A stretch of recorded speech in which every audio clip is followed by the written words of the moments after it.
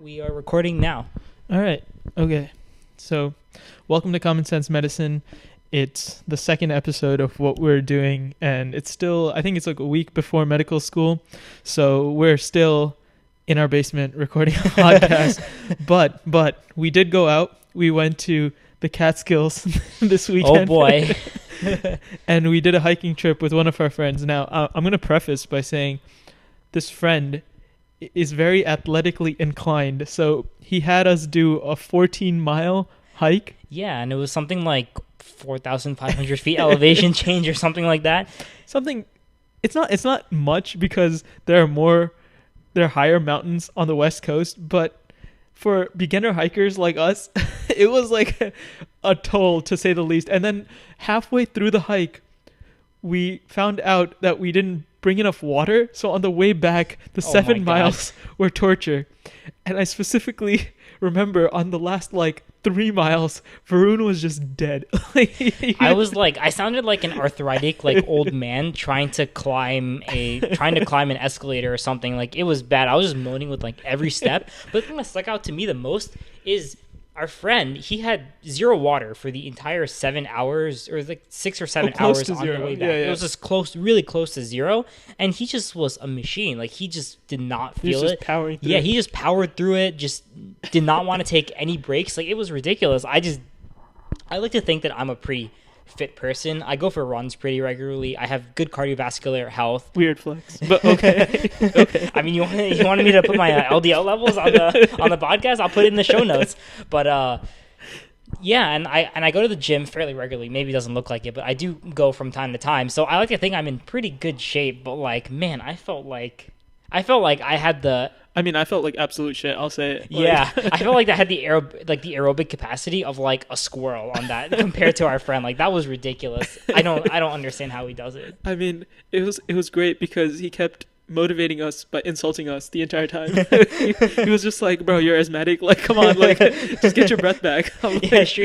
I had to take breaks every so often. I mean, I was taking breaks because I was just a little baby, but he was taking breaks because he genuinely had asthma and his airway was tightening up, and this guy was just like, 2-minute break, man. 2-minute break. We gotta go. We gotta get back before it gets dark because I'm trying to eat.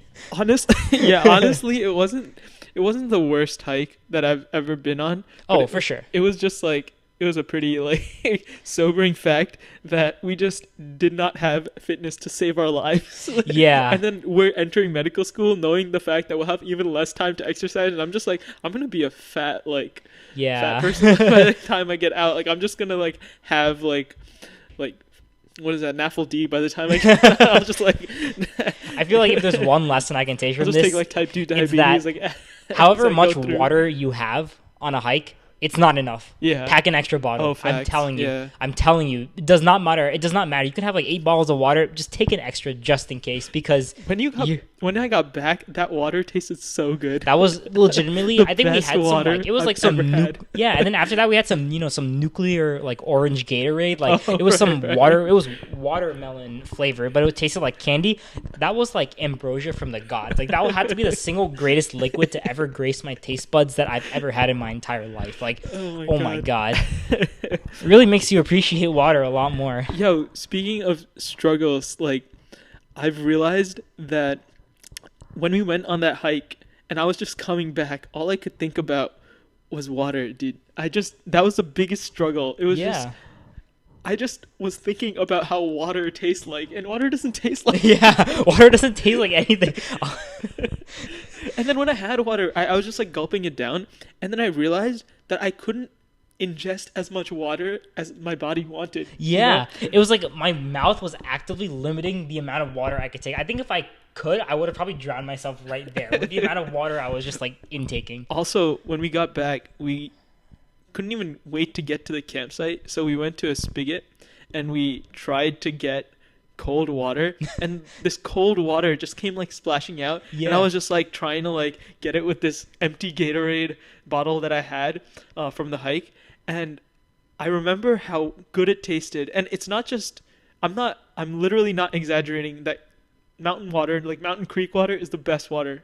Oh, absolutely. Hands down. Absolutely. You know what I mean? Yeah, I mean, it's just especially when you compare it to I drink filter tap water in my house and in most places, and even that just just does not compare to like this Mountain Creek water. Like, and it's crazy because it's like this isn't running through like a crazy amount of like chemical or like electro like filters or things like that. It's just like Mountain Creek water. It's just fresh. So good. So good.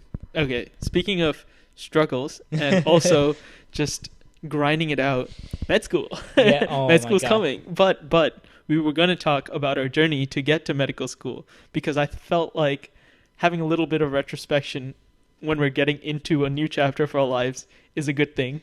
Yeah, so Also reminding me that I peaked in high school. oh dude, I peaked so hard in high school, man. Just looking back, like comparing like my college career to my high school career. I mean, it's weird to say, but like I guess to contextualize this, Shri and I are not traditional medical school entries, so to speak. We both are part of a BSMD program, and essentially what that means is that when you join the program in high school, you enter a college, but then you also have a guaranteed seat at an admission in medical school as well. So essentially, you're getting admitted to college and medical school simultaneously. And these are usually either an 8-year or 7-year, with the occasional 6-year, but those are starting to become like extinct. They're like the I think there's no like no more, right? They're like the white. Oh, there's they're like one. the white rhinoceros Yeah. of the BSMD world. But like I think there's like one more or something. Oh, like yeah, the UMKC yeah, one. the UMKC one. in But that one Missouri. is like opt-in. It's like optional. Oh, But, really? Yeah, but I didn't know essentially that. they're either in 7 or 8 years, and obviously 4 of those years are for medical school, no matter which program you go to. But it's either going to be a 3-year or a 4-year stint at whatever college you go to, and the deal is that you go to this college, you go for 3 or 4 years, and then you are.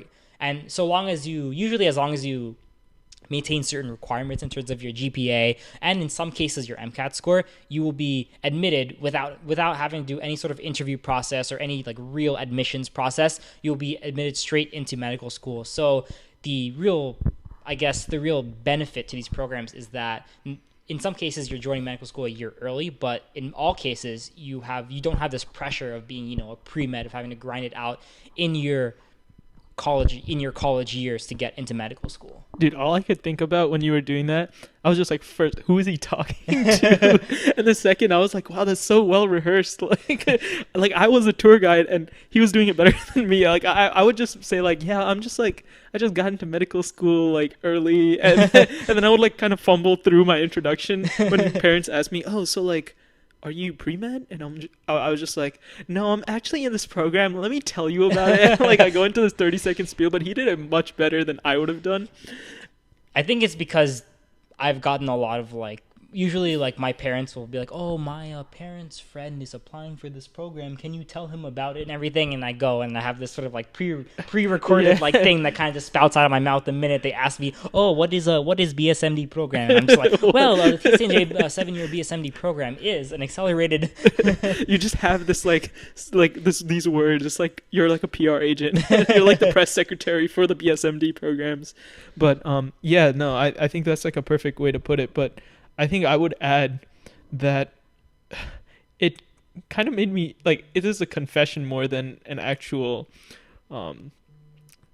description of the program, but I think it made me softer, like. Oh, absolutely. I 100% believe that. But not in a bad way. Like, I Yeah. think that guaranteed med school acceptance was good. Yes. But also, I felt I was like way more ambitious in high school. Oh, And then, like, absolutely. I feel like my work ethic. not to say that it's a bad thing. Like, Yeah. you have to develop other parts of your personality. Like, yeah. being good at school is not a personality trait. Like, that's just like, bro. Shout outs to me in high school. Yeah, dude. Okay, I would say I didn't peak in that aspect of my life in high school. I peaked in other ways in high Yes, school. I think that's sort of what we're getting at in terms of like the amount of like stuff we juggled on our plate, because I feel like when you're a BSMD student, you have to worry about a lot more a lot earlier in terms of your high school career, because a lot of times in a lot of other colleges, they often look for the well-rounded applicant. Maybe you're particularly good at one thing, but they also want to see that you're not just a GPA bot or an SAT bot, or only play sport. Well, I guess that's debatable, but in terms of the BSMD programs, they want to see that your entire application tells a story, and that story is why you want to become a doctor. That's pretty much the answer. And Yeah. and usually a lot of the activities and a lot of the things you do in high school often have to hover around that question. And a common phrase you will see in many BSMD application sites, or at least the FAQ or the overview, is demonstrated interest, which essentially means extracurriculars or activities or just facets of your resume that show that you are passionate about the field of medicine and that is what you want to do. Which, when you think about it, it really is a lot to ask from a high school student, a ninth grader who, coming into high school, you're 14 years old. Yeah, you kind of forget about that, you know? I mean, it's interesting. Okay, this is not in any way related to BSMD experience, but I was talking to my friend who I knew since ninth grade, right? Right. And we are 21 now, right? Yeah. So I've essentially known her a third of my life. Right. And I was just like, that's so crazy to me. That's actually crazy. You know? Like, there are a couple of my friends that I can say that I've known for like close to mine. Like, yeah, people who you've known, that we've known since like ninth grade, we have known for a third, if not more, of our lives. And just like thinking about that, this is a chilling fact. I think it was more chilling that she's also in another BSMD program, right? So we were just talking and shooting just opinions about med school and life and stuff. I think her white coat was yesterday. Yeah, so basically we were just talking about, oh, are you ready for your white coat ceremony? Are you ready for medical school? But I think it was pretty interesting to see that we're on these parallel paths. We took the same path, and we were just reflecting on how choosing the BSMD program allowed us to grow in more ways than one. And I was just telling her, I was like, man, I really thought that looking back at my high school self, I was such a different person back then. And I think it's because of the BSMD program that I was able to grow more than I would be if I was still in the pre-med mindset. Absolutely. I absolutely agree. Like, I would say that I am a gunner at heart. I would say I'm a pretty ambitious person. I think that, like, I like to believe that I have like a lot of potential as a person, and I want to see my potential realized. So I will often sort of have almost like a laser focus in terms of the things that I want to achieve. But the problem with that is that sometimes it happens at the cost of other things. Like, for example, in freshman year, at the end of the year, I actually got a position at a research lab that I started to work at. It was a cancer research lab. It was up in Hackensack. The commute was around like an hour freshman or so. year of high school. Yeah, freshman year of high school, by the way, not college, high school, which is, a pretty rare opportunity. I'm extremely thankful for it. But I had to sacrifice a lot just to maintain or just to go to lab because, as you know, anyone who's done research in a lab knows that you can't just go like, once or twice a week and be able to maintain a project. You have to be there very regularly. So I used to sacrifice my entire summers. My friends would be hanging out with each other, playing soccer at the elementary school or something like that. And I would be, cooped up in this lab doing my 5th PCR or something like that. My friends would be joining clubs like, cross country. And I actually used to be very much into track, and I had to give up 2 out of my 3 seasons of track because I wanted to spend more time at the research lab and I felt like I couldn't juggle both at once and then also try to maintain a solid GPA or just solid academics in general. Do you think that because I think I'm trying to parse through your thinking here in terms of what do you think would have been better? Do you think there would have been another opportunity, or do you think that it was a good decision to do what you did? Or like, how would you advise people in your position in ninth grade, say like you're going back to where you were, and they're presented with a few opportunities, maybe not in a cancer lab, but they're trying to get research experience, or they're trying to figure out what they want to do, and they may be vaguely interested in a BSMD program. Right. What would you tell them? So I think in some aspects, I do think that, I guess from objective or as close to objective speaking as possible, I think the experience I got in high school was worth it. It did allow me to get onto a publication. It gave me a huge springboard from which I was able to get a lot of research opportunities in college and beyond. As like, I recently left another clinical research lab I was at, and I feel like research is definitely sort of a stepping stone, where each lab is sort of a stepping stone to a bigger and better place. Like, you start at maybe your local medical school, small basic lab, and then you apply for things like RAUs or more prestigious labs, and you sort of work your way up in that sort of way. And it also nets you things like publications, which are with you for the rest of your life. I can't really, the fact that if I was say the fact that I was a varsity track athlete in my senior year, that's nobody's really going to care about that 20 years down the line. But the fact that I have my paper and my name in a cancer scientific journal, that's literally going to be with me my entire life. But I also feel like along the way I did sacrifice potential. I feel like I did lose out on sort of that high school experience. High school is not just a stepping stone to college, and I feel like that was my biggest regret or mistake. Same. I viewed high school as a stepping stool, in my case, to a BSMD program. But other people may see it as a stepping stool to college. But it is still 4 years of your life, 4 years of your youth, where you're spending time with all these other people who are probably going through similar struggles as you.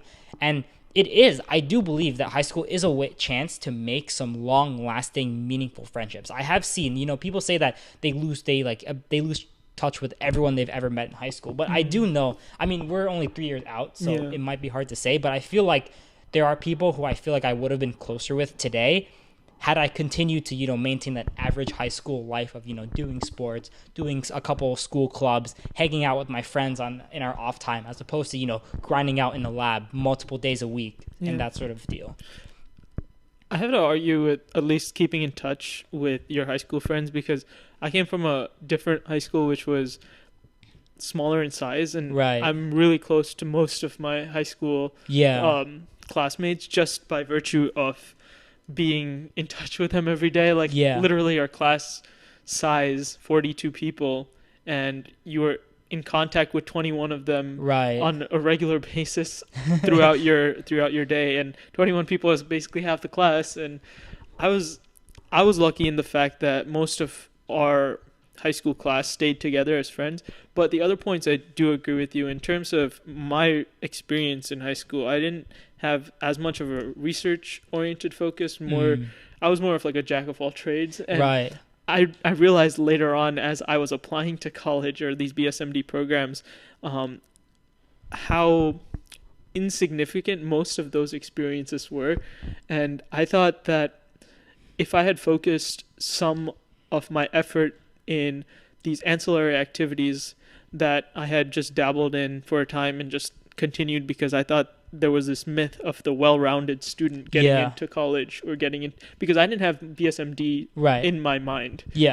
So whoever's listening out there thinking that they don't know whether BSMD is right for them, and if they don't have everything figured out by the freshman year summer, it's not possible. I didn't know until junior year summer, or I guess May, June, that I wanted to even apply to these programs, and I only applied to a few of them. I didn't apply to a lot of, or the whole gamut of them. I only applied to, I think, 3 or 4 that I really knew about or vaguely had heard about. And I think that the reason that I applied to them, first of all, my college admissions story was not the best planned. It was mostly procrastinating and putting different essays in different places, and just not well thought out at all. I think that's everyone's story. I think you'd be very hard pressed, especially if you're an older child. For me, I was the oldest child in my family. This was the first time my family was going through the things that I was doing, and we were kind of like blind men, leading each other in the dark. We just had pretty much no idea what we were figuring out everything on the fly. And but I feel like that's the experience for everyone. Even if you do have older siblings, there's still that degree of just uncertainty, especially if they're interested in something different than your older sister. So I think that, at least for me, I was applying. I remember I applied to different schools with different majors. And I think that, at least as college admissions goes, if you're trying to garner admission into one of these very selective universities, you need to have a clear picture of how your story plays out throughout high school. And I was doing random clubs. I remember I was doing clubs just because I was having fun in them, but I didn't really have any idea in 9th or 10th grade what I would be doing in these clubs. And in junior and senior year, I was more of oh, maybe I should get leadership in these clubs and kind of show more interest in these clubs rather than just experimenting all the time. But I think that it's interesting, and I have a question for you in terms of how you should approach extracurricular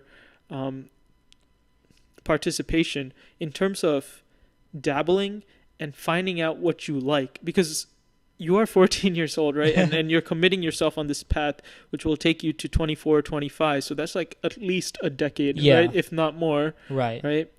Because you have residency, right? But by then, I'm assuming you're more crystallized in what you like to do. But how should they approach, or how should a student who's entering 9th grade or entering 10th grade approach their extracurricular selection? So I mean, this is probably not the answer you're gonna like to hear, but I'm gonna be honest, especially if you're going for one of those very prestigious medical school programs, you need to know that you want to do this, and everything you do needs to point towards the fact that you want to be a doctor. Really? I mean, think so? I mean, when I interviewed at these places at some of the top tier programs in the country, and I mean, I was very lucky that I got selected. I ended up not making it into these programs. But when I was interviewed and I talked to some of these interviewees, you would think that their entire lives were literally built up to this point that they were to get into this program. It was like every single insignificant little event from like their early childhood somehow led to them being a doctor. Like when you ask them, "Oh, why do you want to be a doctor?" They would have like this 5-paragraph essay. This almost like it was like they were like reciting their own autobiography and how every single experience they've ever done. Turned on a switch. Yeah, it's just they just turned on a switch. And I mean, and these people were just absolutely ridiculous. You know, I thought the fact that I was doing cancer research as a high schooler was pretty like out there. It's pretty out there, but some of the things that these people were doing, I mean, they were not just doing cancer research, they were leading labs, they were getting publications, winning science awards, getting published in really high impact journals, which I mean, they're people who spend their entire lives, they pursue PhDs, they do any PhDs, they do everything, and they don't get published in Cell. And these kids, these 9th graders, or like 9th or 10th or 11th graders are getting published in these journals because they're just that focused. And so if you want to get into the top, I think if you're trying to go for like sort of the average BSMD program, I think there is leeway. I think you do need at the very least shadowing experience or some sort of thing, like whether it's volunteering in a hospital, whether it's doing EMS. Just gonna say that the minimum age for doing EMS is 16, so you can sign up after during 10th grade, and I do very much recommend it because it does make a great talking point at interviews. But don't do it if you're not interested. Obviously you shouldn't do it if you're not interested, but I'm just saying. But I do believe that if you want to get into the very top tier programs, you need to be focused, you need to know what you want to do, and you need to plan it out, and you need to follow through, and you just have to grind it out. And I think that is really what it takes at the end of the day. I think for me, I've talked about this to other people, and I think it becomes more interesting when you figure out what you're interested in at a very early point in your career, right, or your high school career, right? If you get that inkling that you're interested in something, you should go to the first meeting of a club or something. Yeah. I'll just use Model UN for an example, right? So a lot of people do Model UN, right? Yeah. But I think that the difference between people who just do Model UN and take it further is like they volunteer at NGOs, or they do something on top of their experiences at the school level that makes a difference. Like people get involved in the national board and stuff like that. And I get it. Some people aren't that ambitious and they don't want to take the national leadership or be seen in a different light. Yeah. But there are other ways to show interest than just leadership positions in a club. Absolutely. And I think a lot of a lot of people think that getting involved in an extracurricular is all about leading it on the school level, and I thought this too when I was applying. But then I saw, at least between 11th and 12th grade, when I was going to a different program and just talking to other high schoolers who were applying or in the midst of applications, I saw how different people were and how accomplished you could be if you just took the time to research a little bit of opportunities. You were saying like plan it out when you were, and I think that's a really astute observation, especially when you're talking about extracurriculars, because going back to the Model UN example, let's say that during a Model UN conference, you talk to a keynote speaker or you talk to a college student who's volunteering at an NGO, right? Yeah. and maybe it's your chair at a conference, right? Say that like they have a contact at an NGO who's in your area, or maybe like it's a national organization, and you just follow up. And I know this is very circumstantial, right? Like I'm making hearsay, but I've heard of people who are able to leverage connections like this. Yeah. But I think the main point comes to think about how you could expand your interest and build skills that you can talk about during your interviews or your application season. So going back again to what you mentioned about your EMS and how you could talk about it, the reason I feel that you could talk about it is because you've built some sort of skill that is looked at as valuable in the admissions counselor's eyes, right? Yeah, I guess if you wanted to, this is obviously extremely reductionist, but if you wanted to break down the BSMD, average medical school BSMD interview, it's usually, hey, look at this activity on your resume. And then they ask you questions about it, and usually they pertain to, what did you learn here that you think would make you a better doctor? What did you learn here that increased your passion for medicine in some way? So for example, as in the story that I played was that I did a lot of EMS, and then I also was part of this research. So essentially I was able to approach the medical field from these two sides. From one side, it was the academia side, where I was looking at, I was looking at patient samples, and I was looking at it from a scientific lens and sort of carefully planning things out, focusing on, laser tight precision. But then you had the other side, EMS, which is almost the exact opposite. It's, constant crunch time. You have these patients, you have to treat them on the fly. There's no such thing as, apply 250.5 mLs of this solute to the patient. That doesn't happen when you're in the ambulance and the patient is, dying of a heart attack. You're taking their vitals quickly, you're giving them something, and it's really just all about sort of how you feel and your experiences, which is sort of a completely different side to the sort of sterilized, very precise world of academia. And that was sort of the story that I played, that I was able to approach it from both sides, and that I very much enjoyed both sides. And I think that would increase that not only made me more passionate about being a doctor, because I was able to love all these different sides of medicine, but also would make me more flexible in the future in terms of when I become a doctor. I feel like I have a lot more opportunities that I can leverage, because I feel like there are so many different fields that I've found that I'm super interested in and that I would want to do. And that was sort of that's what sort of what I played. That was like the story that I told to my interviewer.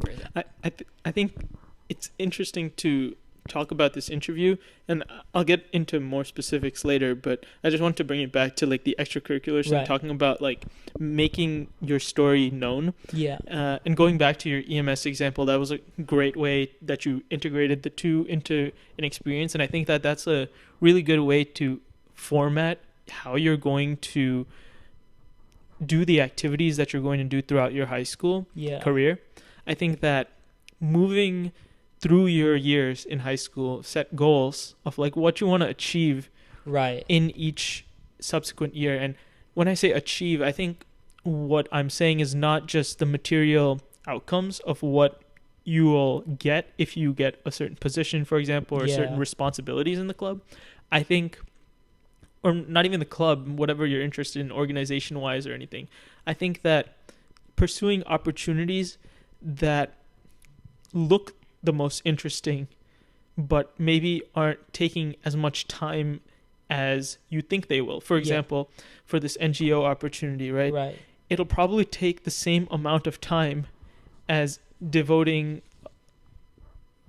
constant hours during your school year, right? For the presidency of a club, right? But which student looks way more impressive if they went to a BSMD application or a BSMD interview? One can talk about how the work that they did impacted millions of people in maybe they're doing a human rights campaign in South Sudan, or they're doing a campaign targeted for medical MSF, or Doctors Without Borders. So something like that just translates into something greater than yourself. And also it translates into a story in the admissions counselor's mind, like, how did this person get to do that as a high schooler? That's the question you want to implant into the minds of the admissions counselor, the admissions committee. How did they do this as a high schooler? These people are so impressive. I think that planting that question into the admissions committee mind or collective minds is something that you want to do to get noticed. Yes, you know? absolutely. So I think that you can repeat and coming back to the other student who was the president of a club, I'm not saying the actual devotion of the person isn't as great as the person who volunteered at an NGO. Of course. But the story that they would tell, I was the president of a club, could be repeated by many other students. Oh, absolutely. And the other students may not have put enough effort to get to the presidency as other clubs, right? Yeah. Some clubs in high school are way more demanding than other clubs, right? Oh, yeah, of course. But the achievement on paper looks the exact same. Yeah. That just reminds me of how, like, the MALUED, like, the e-board, like, just the election process, that felt like almost like a second student council in, like, my school, because MALUED was so big. You had so many people running, so much election drama, people trying to get each other to vote for each other. Mm-hmm. And then the people that won or lost, there was drama, like, afterwards. I mean, it felt like it was like the student council all over again, or even more so, because the people who were competing for these spots were often super, super ambitious, and were just, like, essentially stepping over each other's toes. Right. I think that it was more of that mindset that clicked in me. Like, I would think of it kind of like a con job, you know, in terms of how can I make myself the most impressive or look the most impressive. But honestly, I think that you don't want to put enough effort. You don't want to put more effort than is necessary. Yeah. If you're not going to get the reward that's proportional to the effort that you're putting in, right? Yeah. Exactly. So I think that thinking about it in this way, it may sound like I'm trivializing the experiences of other people, but I think if you look at it in a way that I want to make sure that every ounce of effort that I put is proportional to the reward I get, like those people that you met in the interviews whose lives basically felt as if they were moving towards a BSMD program starting from when they were little. I don't think that's necessarily the case. I mean, we have to have some of them on here. Oh, yeah, of course. But I think that it's more of figuring out what you want early in your high school career and then just doing that relentlessly and calling out the other ancillary activities that you're doing. Yeah. And that self-awareness, I think, is the first thing that you should develop when you're thinking about extracurriculars in general. Yeah. So I guess there are a couple like very interesting points I want to talk about. And the first thing I want to say is that you talk about how you don't want to trivialize other people's experiences. Well, the thing is that as, you know, not just college admissions, even BSMD programs, by definition, they do trivialize your experiences. They go through hundreds and hundreds of applicants. They look at the numbers. You can devote blood, sweat, and tears, hours and hours of your time to being the president of a club. But it's very likely that when you apply for college and a member of an admissions committee looks at your thing, they say, "Oh, this guy was just president for 200 hours. That's whatever. That doesn't really mean much." And as you said before about you know standing out, the way that it works essentially is that you usually interview with these interviewers at the medical school, and then what they do is, at least in several of the programs that I did, where they were very transparent about their process, the interviewers would then meet together in a committee, talk about who they met, and they would specifically talk about who stood out to them. They would literally have a slideshow of each applicant's picture on, and they would click it, and then the interviewers would talk about, oh, this guy said this is what this guy said to me. So in a way, the fact that you stand out literally directly proportionally increases your chance of getting into these programs. If you make yourself memorable, you are more likely to get in. There's no obtuse logic about that. It directly correlates in many of these programs, because if they remember you more, they're going to say, "Hey, I know that guy. He did this, and I was just super impressed with this guy. I think he would be a good fit in our program." You know, that it kind of reminds me of like every single movie that I've watched, or not movie, but like thing that I've heard about selection for a club or like a fraternity or sorority. Yeah. It's like literally like they have a slideshow of like the people, and like people vote on them, right? Like, and I was so surprised when I heard that, and I was just like worried. I was like, especially with some of the really prestigious interviews, I was like, they're probably gonna look at my name and be like, he was a nice guy. I mean, I don't know what else to say. I think also like being judged is something that a lot of us fear, right? And like, oh, of course. And I think this is such a binary association of like, do we like this person or do we like, is this person good enough for this club or Oh, not? yeah. Right? Like this elite club that we've made, right? Yeah. Can you get in or can you get out? Like, or I remember who was that? Just maybe it's just like when you're going to like a party or something and they're asking like, who do you know? Who do you know here? Who do you know? And it's just like you have to Spitball name names, yeah. and then hopefully you find someone that you both know and that you also both like. Yeah. And then suddenly you're able to just make that connection. Right, exactly. And it's just and even with anyone that you meet just randomly, right? You have to figure out things that you have in common, and I think that's like a big thing with even these programs, like when you're trying to figure out what they want in terms of clinical experiences or otherwise, you always need to figure out how that plays into your personality and like of course. That's another huge thing I was actually going to say. Your point about being a likable person is so huge applicable because you interview these people, and I mean, you can have a stacked resume, but if the interviewer sitting on the other side of the table does not like you for some reason, that's going to play a huge amount against you. Like, that's going to be such a huge card against you. Like, you know, I didn't like that guy. He seemed robotic. He seemed kind of skeevy. He seemed like he wasn't really sure what he was doing. And I just feel like it's just insane when you think about that, especially in the context of like our life. It's just insane that these people are making huge sweeping judgments of whether or not you would be a good fit at their medical school when you're a high schooler, when you're literally 17 going on 18. I can't tell you, like, looking back at me in high school, I've changed so much from the senior year of high school to who I am now. Now you're a terrible doctor. You know, I'm gonna be a terrible doctor. And it's just like, it's just crazy that like that was the personality I was showing. Well, I guess not that person. People develop an interview persona of everyone does, but I mean, it's kind of not. It's not normal, right? It's not genuine. I feel not genuine. It's not easy to be in an interview and also be yourself. It's not easy. Absolutely. You know? And I think that, so I have a funny story actually about the BSMD interview. So I think the first program that I ever went to, it was in February of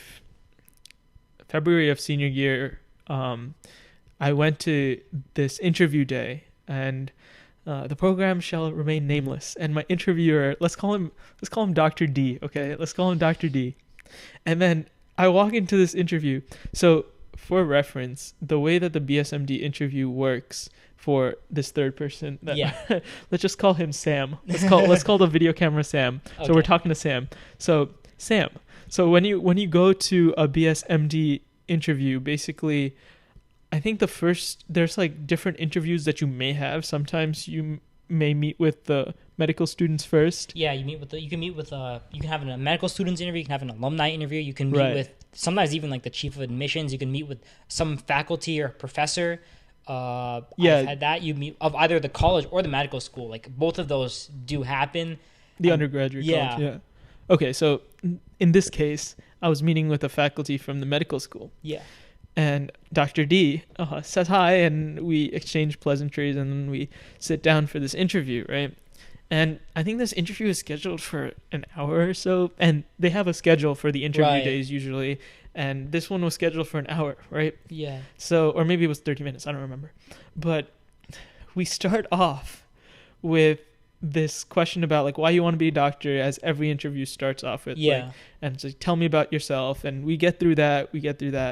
And then I mentioned offhand that I'm interested in health policy, right? Like, I'm interested. I'm just interested, okay? And then he's like, oh, wow, so you heard about the recent changes to the ACA. Yeah. And I have not heard anything about the changes to the ACA. I said I was just interested, right? Like, and turns out, I didn't know this at the time, so I'm just going to continue as if I was in this interview room. Yeah. And I look at Dr. D in the eye, and I was just like, yeah, I'm very interested in the changes that are happening in the ACA, and this political climate is very fraught. And I was just saying stuff out of my behind. I was just like, I don't know about like the ACA, and I really like it though. Like, I think it's a really well-intentioned policy. And now Dr. D, this man is not a fan of the ACA. Oh, okay. oh boy. So he starts questioning me about why I like this policy. And me being the 17-year-old, really dumb person, as I said, Yeah. I changed a lot since high school. But I was just really flustered at that point, and I was just purporting and like just thinking about all of the lies that I could tell Dr. D, because I didn't want to look like a fool, right? I didn't want to say like I don't know, which, by the way, if you don't know, you should say that. You should not just like Please do not do what I did. Do not lie. Tell the truth if you feel like your knowledge is lacking. Yeah. You are far better off just saying I don't know and having them move on to something else than trying to bluster yourself or trying to bluff that you know a lot about something you really don't, and that's really just gonna make yourself look awful. Yeah, so going back to the story, I definitely tried to bluff my way out of this, and I was just talking about random things about like the ACA, but I kept mentioning that I really, really like this policy, and I thought Obama was doing a great job. And this man was not having it. He was just talking about like how he didn't like this policy and about free market stuff, and he was just arguing, right? Like, and I didn't even realize it, but soon we were getting into like a fever pitch argument, and I was just my like, God. this is not the best interview that I've had, right? So I completely bombed that interview. I walk out, I was just like feeling like, like I wonder why he was like so mad, and like 17-year-old me was just like, nah, it was just like that's how normal interviews that's how go. all interviews are. You know, they like, yell at you, tell you to get out of their office. Okay, he didn't get that bad, but like it was just like an argument, right? Like, and I was just like, I guess all interviews go like that. And I look him up afterward, and turns out this guy is like I looked at some of his publications and things that I didn't understand because I didn't understand that much about health policy, but I was just like talking about like how I liked it so much. But he basically was a really, really strongly conservative physician. I see. So yeah. That did not go the best. So like, if I have any advice, I would just be like, don't be an idiot. Yeah. just be honest. Be honest. Yeah, just I'm like, telling you. Okay, the second one, which the program I'm currently in, the second one went much better because I did not do any of that. And also my interviewer was a very sweet interviewer, and she took a lot of patience with me, and like she was better than the first one. Dr. D. Oh, Dr. D. Yeah, I mean, I was gonna say something. Oh yeah, I had a very, I guess the thing is that when you sort of, you didn't get thrown out, right? Yeah, I didn't get thrown out. The first thing I'm gonna say is that if a medical school or any BSMD interview, or even a medical school interview, if you're a college applying into medical school, if they give you the privilege of letting you know your interviewer beforehand, look them up. Google them. Look them up on LinkedIn. Exactly. Look up their publications. Look at every possible resource you could really possibly find. Know them. Know them like the back of your hand. Know them better than they know themselves. You should know their entire life story, because that will only benefit you. Because if this person is, because this actually happened to me. I was interviewing another program. Again, I will leave the name on. I'll leave out the name for confidentiality purposes. But I ended up talking with a person who I didn't get their name before, so I guess I couldn't really know that. But essentially, they were very much into bioethics. In fact, they ran the bioethics club, or wow, okay. They ran sort of a bioethics bowl at their school, and he would train his team to compete nationally, and they would win like almost every year. He was huge into bioethics. And one time, during this interview, I offhandedly mentioned that I was interested in bioethics, and you could just see like a switch around. You could see like a glint in his eye, and just immediately he just starts, just drilling me. And you have to understand, I was a high schooler. I read one book. Oh man! I read like a couple examples. The whole. I mean, anyone who even has any sort of like remotely familiar with bioethics knows about like the whole Jehovah's Witness blood transfusion thing. That was like one of like the 5 scenarios that I read up on, and I just happened to know it's like, it's pretty interesting, and I just happened to mention I like bioethics. I think it's pretty cool, and I think it would be cool to study that a little more. And he's like, oh, so you're interested in bioethics, you say? And I was just like, prepare for the worst. Dude, I know, like, you have to be careful about like your interviewer. I think it can make or break your chance Absolutely. admission. You can Definitely, have you can look like a stellar candidate on paper, but if the interviewer does not like you, it is game over.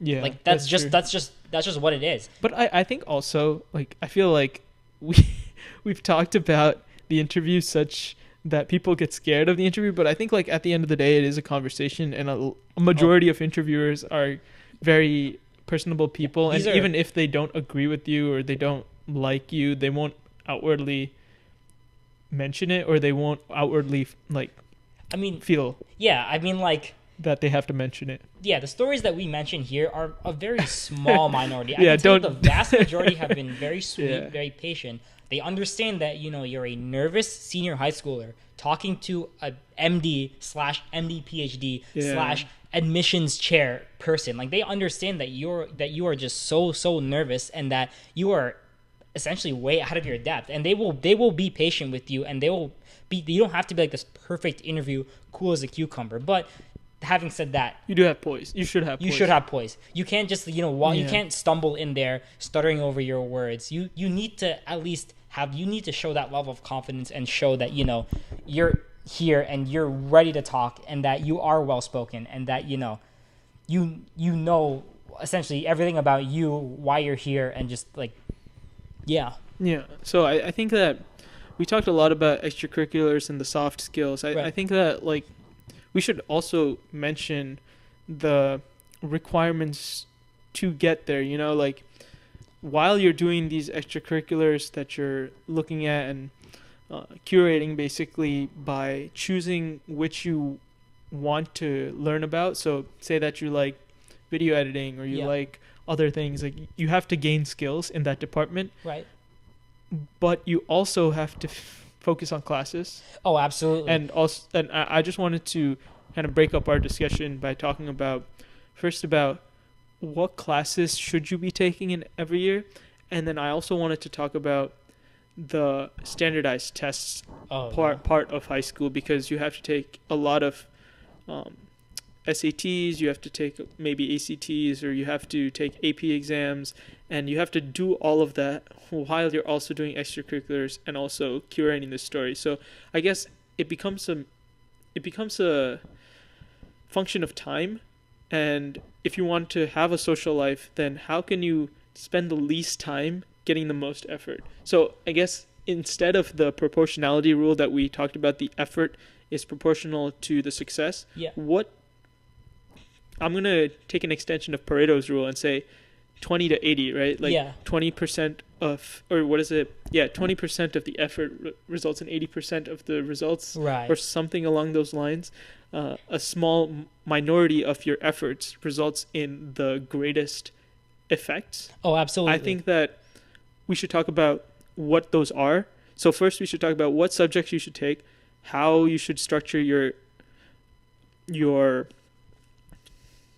standardized tests, Yeah. and finally we should talk about how we can, or tips we can talk about that we've used in our high school careers. Yeah. When you were at the lab, when I was doing soccer Right. and other things, how did we find those minority of things that resulted in the majority of results? Yeah. So I guess we can talk about, what do you think that people should take, or how should they structure their classes? Because everyone's different, right? Yeah. But, like, what tests should they take in terms of standardized tests that anyone in the nation could take? What should they focus on for BSMD programs? I'm gonna say science, biology, chemistry, math 2. This is the holy trinity. Not only are these highly recommended, but in many places, they're one of these three, or one or more of these three, are just flat out required. They want to see biology, they want to see chemistry, and they want to see math 2. And I will say that the reason why, like, you know, they often say, you know, numbers are just a small part of the story, but the thing is, numbers are the foundation. If your story as an applicant is a house, numbers are the foundation. There are so many places, or so many interviews or programs that will boot you out the door just off of not having good enough numbers. For a lot of these places, the good numbers are just sort of like the expectation. If you don't meet that, you don't even get a chance at the interview. It doesn't matter how good your extracurriculars are. So let's talk about numbers then. Yeah. So I know for the SAT, it's out of 1600 now. Yes. It used to be out of 2400 when we were applying, but right. So it's out of 1600. I would say a good score for applying to these programs is above a 1500. Absolutely. Above 1500. Recommended, I would say 1550 range above. That's like, I would say that's recommended, but absolutely 1500 should be like the bare minimum, I think. And especially with any of these, the subject SATs, you want at least a 750, if not higher. Really?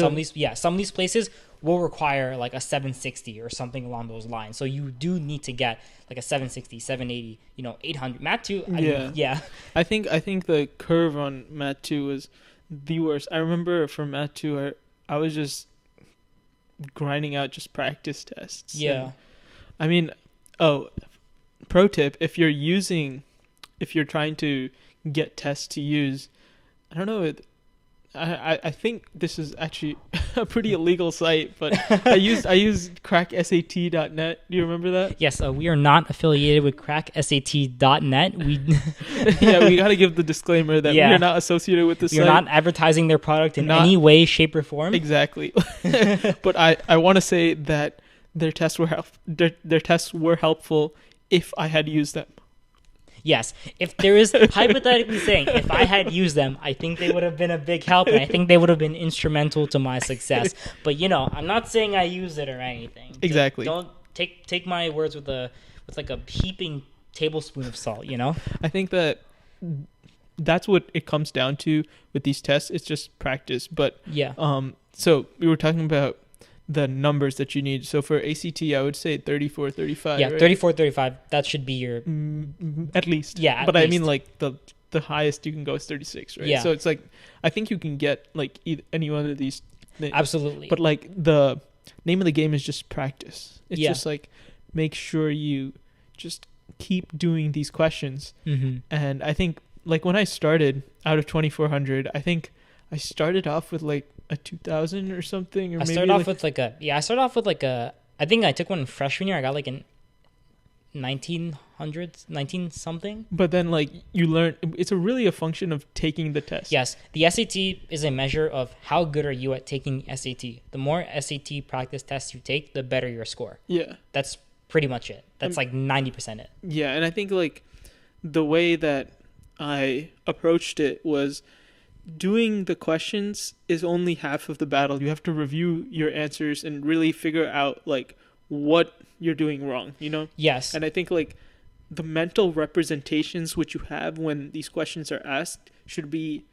quick to recall. So it's like when they give you a right triangle, for example, and I don't know if they have trig on the SAT now, but it's just like if they have like an angle and they're asking you to find the other side, just know, like, just have quick recall that this is a trig question, like have the mental representation of how you're going to answer it. Absolutely. And I think that's what helped me the most when I was approaching these standardized tests and stuff like that. Yeah, I absolutely agree. And I think that even applies to an extent to the English section. I do know the English section has changed significantly since we took it. I know there's a much less emphasis on vocabulary. Like for us, we had to memorize like these very sort of out there vocabulary, are very arcane, like just very rarely used, vocab. I mean, some of them do stick. I have used the word lionize several times, and I got that from a vocabulary word, and the word lexicon. I got both of those off an SAT vocab flashcard set. So maybe you should just do a podcast where we just use SAT vocab words in every single sentence. Have to use one. Just plug in all of our sentences in like thesaurus.com and then just have them spit it out. The one word that I've just stuck with me is promulgate, and I was just like, why has that one set? Like, I don't know. Like, that would be like an interesting. This is a really really interesting thing to study. Honestly, I feel like it hasn't even helped me in life. It's just like these 3 words that I can say to sound smart, Yeah, because I mean that's the problem with like big vocabulary. If you're gonna talk with big words, all of your words need to be big words. You can't talk like a second grader in 8 of your sentences and then just throw in these big 12-letter SAT words. You're gonna look like an idiot.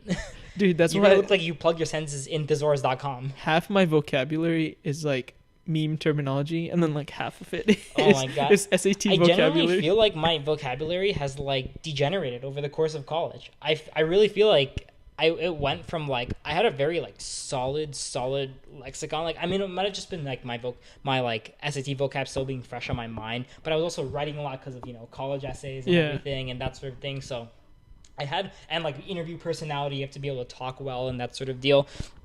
And then in college, it was just like, yo, what up, boy? At like at your local frat party in the basement. Like, I mean, it's like, also, I feel like we didn't take the time to just learn more during college. I feel like this is like one of the downsides of the BSMD program, at least for me, was like, but I'll talk about that later. Yeah, I think it was like, I think that should be like, yeah, it was just a con of the BSMD. But going back to the standardized tests and talking about what we need, we talked about SAT subject tests, like the minimum scores and which ones you should take.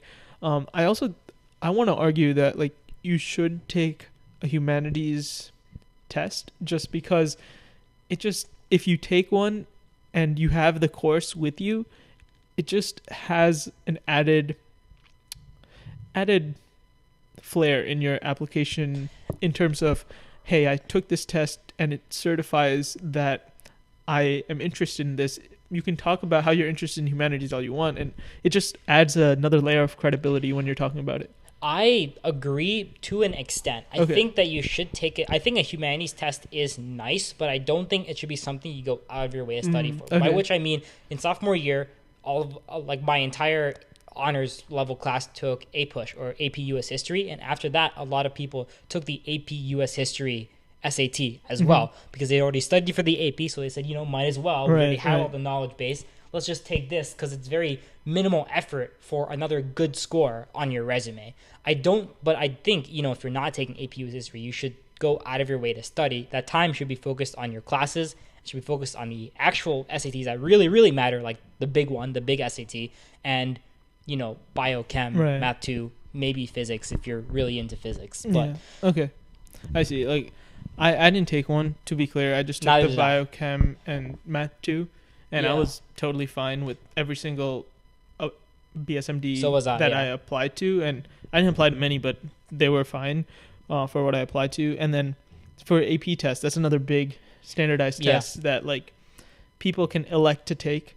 But I would suggest, again, going with the science mindset, you should take bio, chem, and whichever physics level that you're comfortable with. Yes. I'll definitely say that. But Physics C would be my recommendation. Physics C is ideal and also gets you more college credit. Like it'll let you taking Physics 1 and Physics 2 will serve nothing more than a point on your resume. They will not do anything for you in college actually because they're not calculus based. So yeah, I do very much agree with you. I think that you definitely should try to take all the APs that you can, but I think that when you do have a choice of taking more than one class, and you should also tell your classes around this too, try to focus on science. Like for example, my school was not very flexible with classes, except in senior year where you did get to choose whether you wanted to take science or you could just opt to drop it entirely. Some people took no science classes. They doubled up in history, for example. For us, what you could do is that you could double up in science, and then what they would do is they would sort of interlock your because you'd have extra lab periods, as you're probably familiar with. You have lab days where you have like an extra block of science classes in order to do these labs and stuff like that. So they would sort of interlock these two, and you would sacrifice your study hall in between those times to go to these extra labs, and that's what I did. And anyone who went to my school, if you recognize me, I recommend you do that. I did it for bio and chemistry. You could do it for, bio and physics. But bio, I think, is a must. Chemistry, optional, but I think I recommend chemistry over physics. I recommend chemistry over physics any day. I would say... I think bio and chem is... Yeah, and I think if you can fit physics in there, good job. And then if you can... if you can really get, if you're taking calc, I think you should also be taking calc, by the way. Calc is very important. Yeah. If you can get physics and calc, then I think you should go for Physics C, because the test is very hard, but the curve is very forgiving. So I think as long as you have the knowledge base of both, you can finesse a good score. I think that every test is like basically a really good curve. I know for the Calc BC exam, you can get like 50% of the answers and get a 5, right? Oh yeah, I know. I totally bombed the Calc BC test and I got a 5. So I know this for a fact. This is actually true. I think that like what you were saying is right, and I just wanted to clarify that the Physics C exam is 2 tests. Yes. They're split into mechanics and the electricity and magnetism. I think that it was a pretty tough exam. Ian, tough is a bit of an understatement, but I mean, okay, like at least for us who are not very in physics inclined. Oh yes. We're biology majors. We're like going to med school, so it wasn't really a point of interest in terms of. Oh, absolutely. I remember we were studying for Physics C E&M. Me and Varun took it together, and we were just like, we were looking at these free response questions and just asking ourselves, what were we doing with our lives? Just I was just wondering, like, is this possible? Like, you have to be inhuman to get these things right. Like, you would look at the answers, and like the answers would be some sort of arcane thing. It was like you're literally inventing new physics laws when you did these problems. I mean, it was just ridiculous. But like, I guess to get back to the point, I think I will warn you that a lot of college physics, especially if they say physics 2 is not E&M. Those are 2 different things. Physics 2 is going to give you some electricity and magnetism, but it's also going to give you optics, it's going to give you fluid mechanics, it's going to give you even things like nuclear energy, like things like, nuclear decay and that sort of thing, which sounds useless, but it shows up on the MCAT. So be prepared for that be prepared for physics to return. If you think you're done with physics after high school, you are not done with physics after high school. Yeah. That is showing up again, and it's going to make your life miserable. I took the L on physics on MCAT. See, yeah. I took the L. I think that's a whole nother story for another part. I saw the questions on the MCAT. I was just like, wow. I wish I could tell you the answer to this question, but I don't know. Okay, speaking of just indecipherable things and just doing things when you don't like to do things, we finished talking about standardized tests, but I think it's pretty good to focus on our time management skills and talk about how we got through things that we didn't like, because man, there were a lot of things that I did not like about high school that like we just had to get through. And one of the things was just like busy work and like making sure that I had enough time to remain sane as like a high schooler. You know what I mean? And I look back on it now, and everyone at different stages of their lives kind of gets used to the ramped up difficulty. So I look at high school stuff now, and I'm just like, man, like, this is so easy, like I used to wake up at 6:30, like 6 a.m. on like 5 days a week to go to high school, and like and I look back and I just think at some point in my life that was just something that was like, oh, I wake up at 6 tomorrow. And nowadays, like, waking up at 6 is like this Herculean like struggle for me. Like, I literally just cannot do it. It's so tough, and it's just so you do definitely get used to it. It is very much possible to get into that sort of rhythm. And I think really the key to sort of this whole time management is that, at least for me, I was able to find gaps in my extracurriculars where I had time to, focus on studying. So for example, when I did my EMS shifts, you're on call, but you're not always on a call, if that makes sense. You're not always in the ambulance riding to save someone. There are many times where you're in the station, just sitting there waiting for your next call. And during that time, you can do whatever you want. You can, study, you can play games, you can be on your phone. And I would often use that time to catch up on any sort of schoolwork I needed to do. Yeah. And I was able to, find those like times, like those like small 1 hour, 2 hour stretches, even 30 minutes of time in between, instead of just twiddling my thumbs on my phone or playing a video game on my computer. I was instead using that to get a head start on my English, on like an English test I had, or try to finish up that, or try to get the groundwork done on the history project that was due later in the month.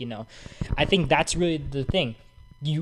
If you're especially if you're if you're a BSMD student, since that's the lens that I'm talking through, and you have all these activities you're trying to juggle, you cannot procrastinate.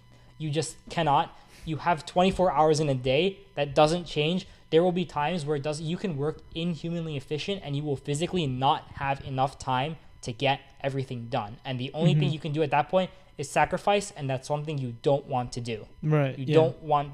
the fact that you are already vying or you are ambitious enough to go for a BSMD means you will be making sacrifices in your high school career. Mm-hmm. At this point, if you're already making sacrifices, then what you're sacrificing for, you should be devoting your absolute 100% to. You should not be skimming out on that. I would kind of take a different approach to how you do time management. I do agree with like finding those little pieces in your day and trying to make the most of them. I think that people underestimate how much they can do in 10 minutes or an hour, and people vastly overestimate what they can do in a day. Oh, so I agree with that, I think. So when you make your to-do list, whatever you're doing, I don't even like to-do lists because they just like sit there for me. Yeah. And they just give me anxiety. Yeah. So like the way that I try to combat that is just have like a calendar, right? And just like put everything on there. And I don't use it like a regular calendar where it's just like, you have to go to this thing at 2 p.m. I just have everything that I'm thinking of on the calendar. It doesn't matter what time it is, right?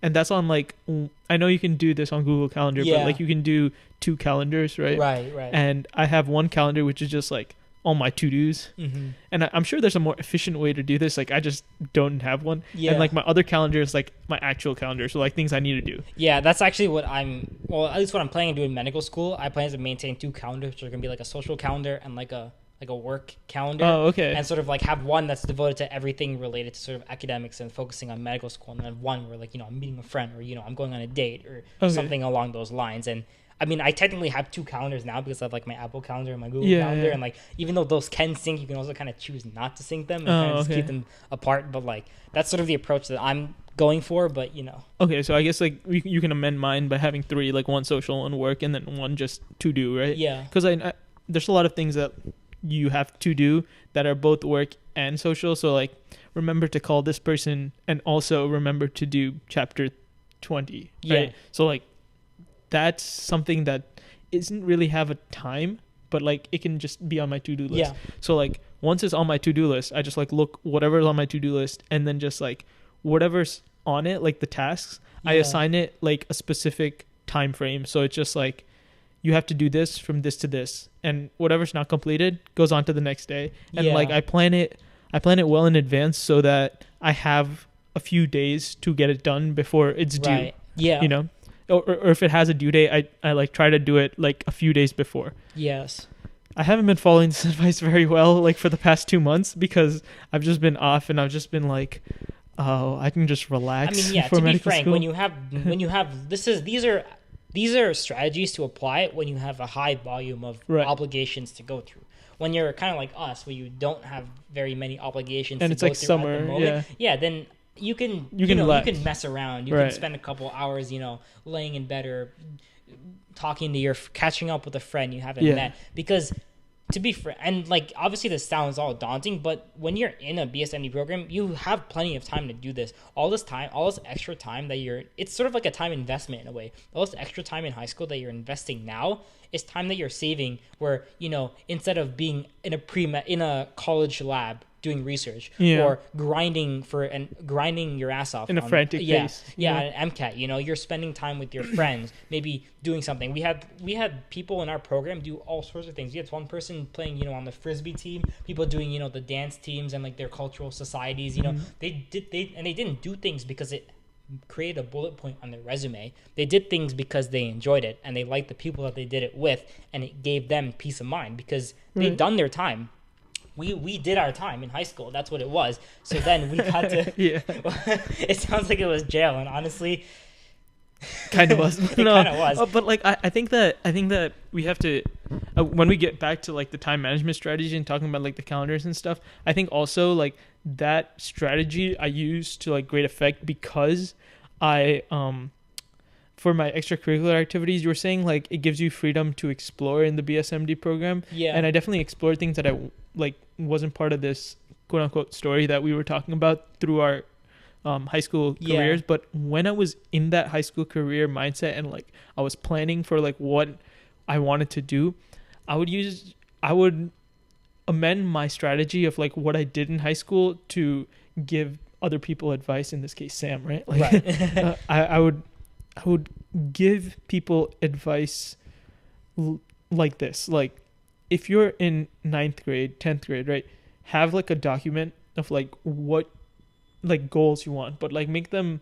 I've heard this acronym SMART goals, like measurable, achievable, all of that. Yeah. But just have them have a objective lead measure and a lag measure. So Right. your lead measure is basically like how many hours are you investing in this skill to develop your own thing.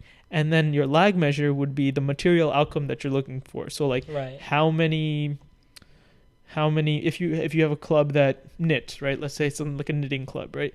How many orders have you shipped out, or like how Yeah. many things have you made? So Yeah. like that kind of inventory, right? Mhm. So this is all hypothetical, right? Like, but your lead measure should be what you're acting on in the moment, and then your lag measure should be the output that you're coming Right. out. So that can be applied for many things. I think the framework that I'm thinking of, this framework of having lead measures and lag measures, can be applied to your classes as well. So Right. the 20% of success, or the 20% of effort that you're putting in to yield 80% of the success, should all be focusing on the lead measures that produce the most effect. So, for example, for classes, we were talking about having the calendar. I think that greatly reduces this concept of decision fatigue, Yeah. which is, what should I be doing today? Like, what do I need to do? Right. This completely eliminates it because it's on your calendar. Whatever's on your calendar, you have to finish. Don't worry about tomorrow. Don't worry Yeah. about yesterday. You just have today, and that's what you're doing. And then if today says plan for the next week, you're going to plan for the next week, and you're not going to think about it anymore Yeah. because it's already planned. Mhm. So it just becomes like automatic. And it's not like it's rigid, it's not the rigidity of the schedule. It should be flexible in terms of, maybe you didn't get this today because, I don't know, your mom was sick and you Yeah. needed to help her, right? Around the house, and you didn't get to some of your activities. You shouldn't beat yourself up about Yeah. it. You can move it to the next day because you've planned it with the buffer days in Right. advance. And I think that another unsaid strategy is planning those buffer days, or having like catch up days or something like Yeah. that. A lot of people forget that they're not machines. They Yeah. can't do everything every day. And having those buffer days, for me, on a Saturday or Sunday, just having like a half day where I could catch up was Yeah. like very useful. Yeah, I mean, it's, we say like grinding, but it's not like you're like, like you're not like a machine in a factory mass producing something of a similar quality where the amount of time is directly proportional to the amount of quality you have. If you're, for example, studying for a test and you're just feeling just not very motivated that day and you're not studying efficiently, Yeah. you're effectively wasting those 2 hours because the amount of effort the amount of time you're putting in is not going to result in a tangible increase in, for example, your history class skill, or your history class grade, for example. And I think that I feel like something we haven't really touched upon is sort of social life. And I think Yeah. if you're someone who, especially if you're very ambitious and you're trying to get into the very top tier medical BSMD programs, you should expect that there will be many, many occasions where your friends say, hey, do you want to hang out? And you have to be like, no, I have to do this. I have to be, in my case, I have to be at the lab, or I have to be at an EMS shift. My friends would host Super Bowl parties every single year in high school, where we'd have a bunch of our friends and get together and watch the Super Bowl. And my EMS shifts were on Sunday nights, so I never ended up going to a single one. I would go there in my uniform. I'd pop in for 30 minutes, say hi, and then I would leave. And then I would spend the entire Super Bowl watching it from the TV at the station, which, sounds sad, but it's exactly why I implore you to maintain some kind of social life. You don't need to be the most popular kid at school. You don't need to have connections, hanging out with 500 different people at once. But just even having that small select group of friends who you can hang out with, who you can hit up at any time and say, hey, do you want to do something in that small amount of free time? And they'll be like, sure. I mean, even just meeting like a couple times a month really does go a long way. Not just in terms of like enjoyment, but in terms of like your mental health, like just meeting your friends, having the time to unwind, maybe even vent some of your frustrations. Like that goes such a long way in terms of keeping up your motivation, staving off burnout in high school, because you don't want to burn out in high school. If you want to be a doctor, high school is not even like the first step. It's like it's like getting out of the car to walk to the sidewalk up to the path to get to the first step. Yeah. You don't want to be peaking then. Do you think that, I mean, my experiences were kind of different in that I basically scrambled at the end. You were like very focused in your path to becoming in a BSMT. Like mine was more of like I used to be that type of person who was just like, oh, let's hang out, or like let's do, or like I was more focused on like classes and stuff. But like afterwards I was just like not as invested in my extracurricular story. Right? Yeah. And I realized that, and after I got into a BSMT program, that it was pretty important because a lot of people did have that. And I didn't think I sacrificed that much. I think I sacrificed more based on like the amount that I overthought everything, you know? So I was more frustrated when I got into the vortex of college admissions in terms of how much I overthought all of the things that I got into that didn't really matter in the long term. Like I didn't think of I was talking about the lead measures and lag measures. Right. I thought about the lag measures so much more than what I should be actually acting on in terms of the lead measures. Mm-hmm. So that's why I, again, talked about the measurable and achievable activities that you should be doing, because you should be focusing on the achievable activities. So say that, again, with the social life, I think you can commoditize any facet of your life in terms of not being a reductionist philosophy, but just like making it a commodity. Like my time is worth this much of my effort, right? Yeah. So basically, if I want to have this social interaction, how can I make sure that it's the most high value social interaction that I can have, right? And maybe hanging out after school for 30-40 minutes isn't the best, but getting dinner with a friend, or getting dinner with a bunch of friends, or having a new experience with friends, that's more high value. So I think with planning and thinking about how, like, my high school self wouldn't think of this, right? Like, because you're impulsive as a high schooler. But like, I think as you go through high school, you're going to become better at like planning for the long term. Right. And I think part of the BSMD program mentality of looking at high schoolers is like maturity, right? Right. And I think one thing that signals maturity more than most is just figuring out this, going back to the self-awareness that I was talking about, just figuring out what is most important to you in terms of what you want to pursue. So for example, if my friends were like, let's go to an amusement park this Saturday, that's a really high value activity for me, because I think that having that day of memories with my friends is more impactful than maybe hanging out and going to the library to study, quote unquote, study with my friends, where we just end up goofing off, right? For an hour, right? Right. I think that's less high value of a social interaction than going to someplace new with my friends. Yeah, I actually absolutely agree with you. And I mean, I think that's when you said, like, oh, hanging out with your friends a few times a month will go a lot for your mental health.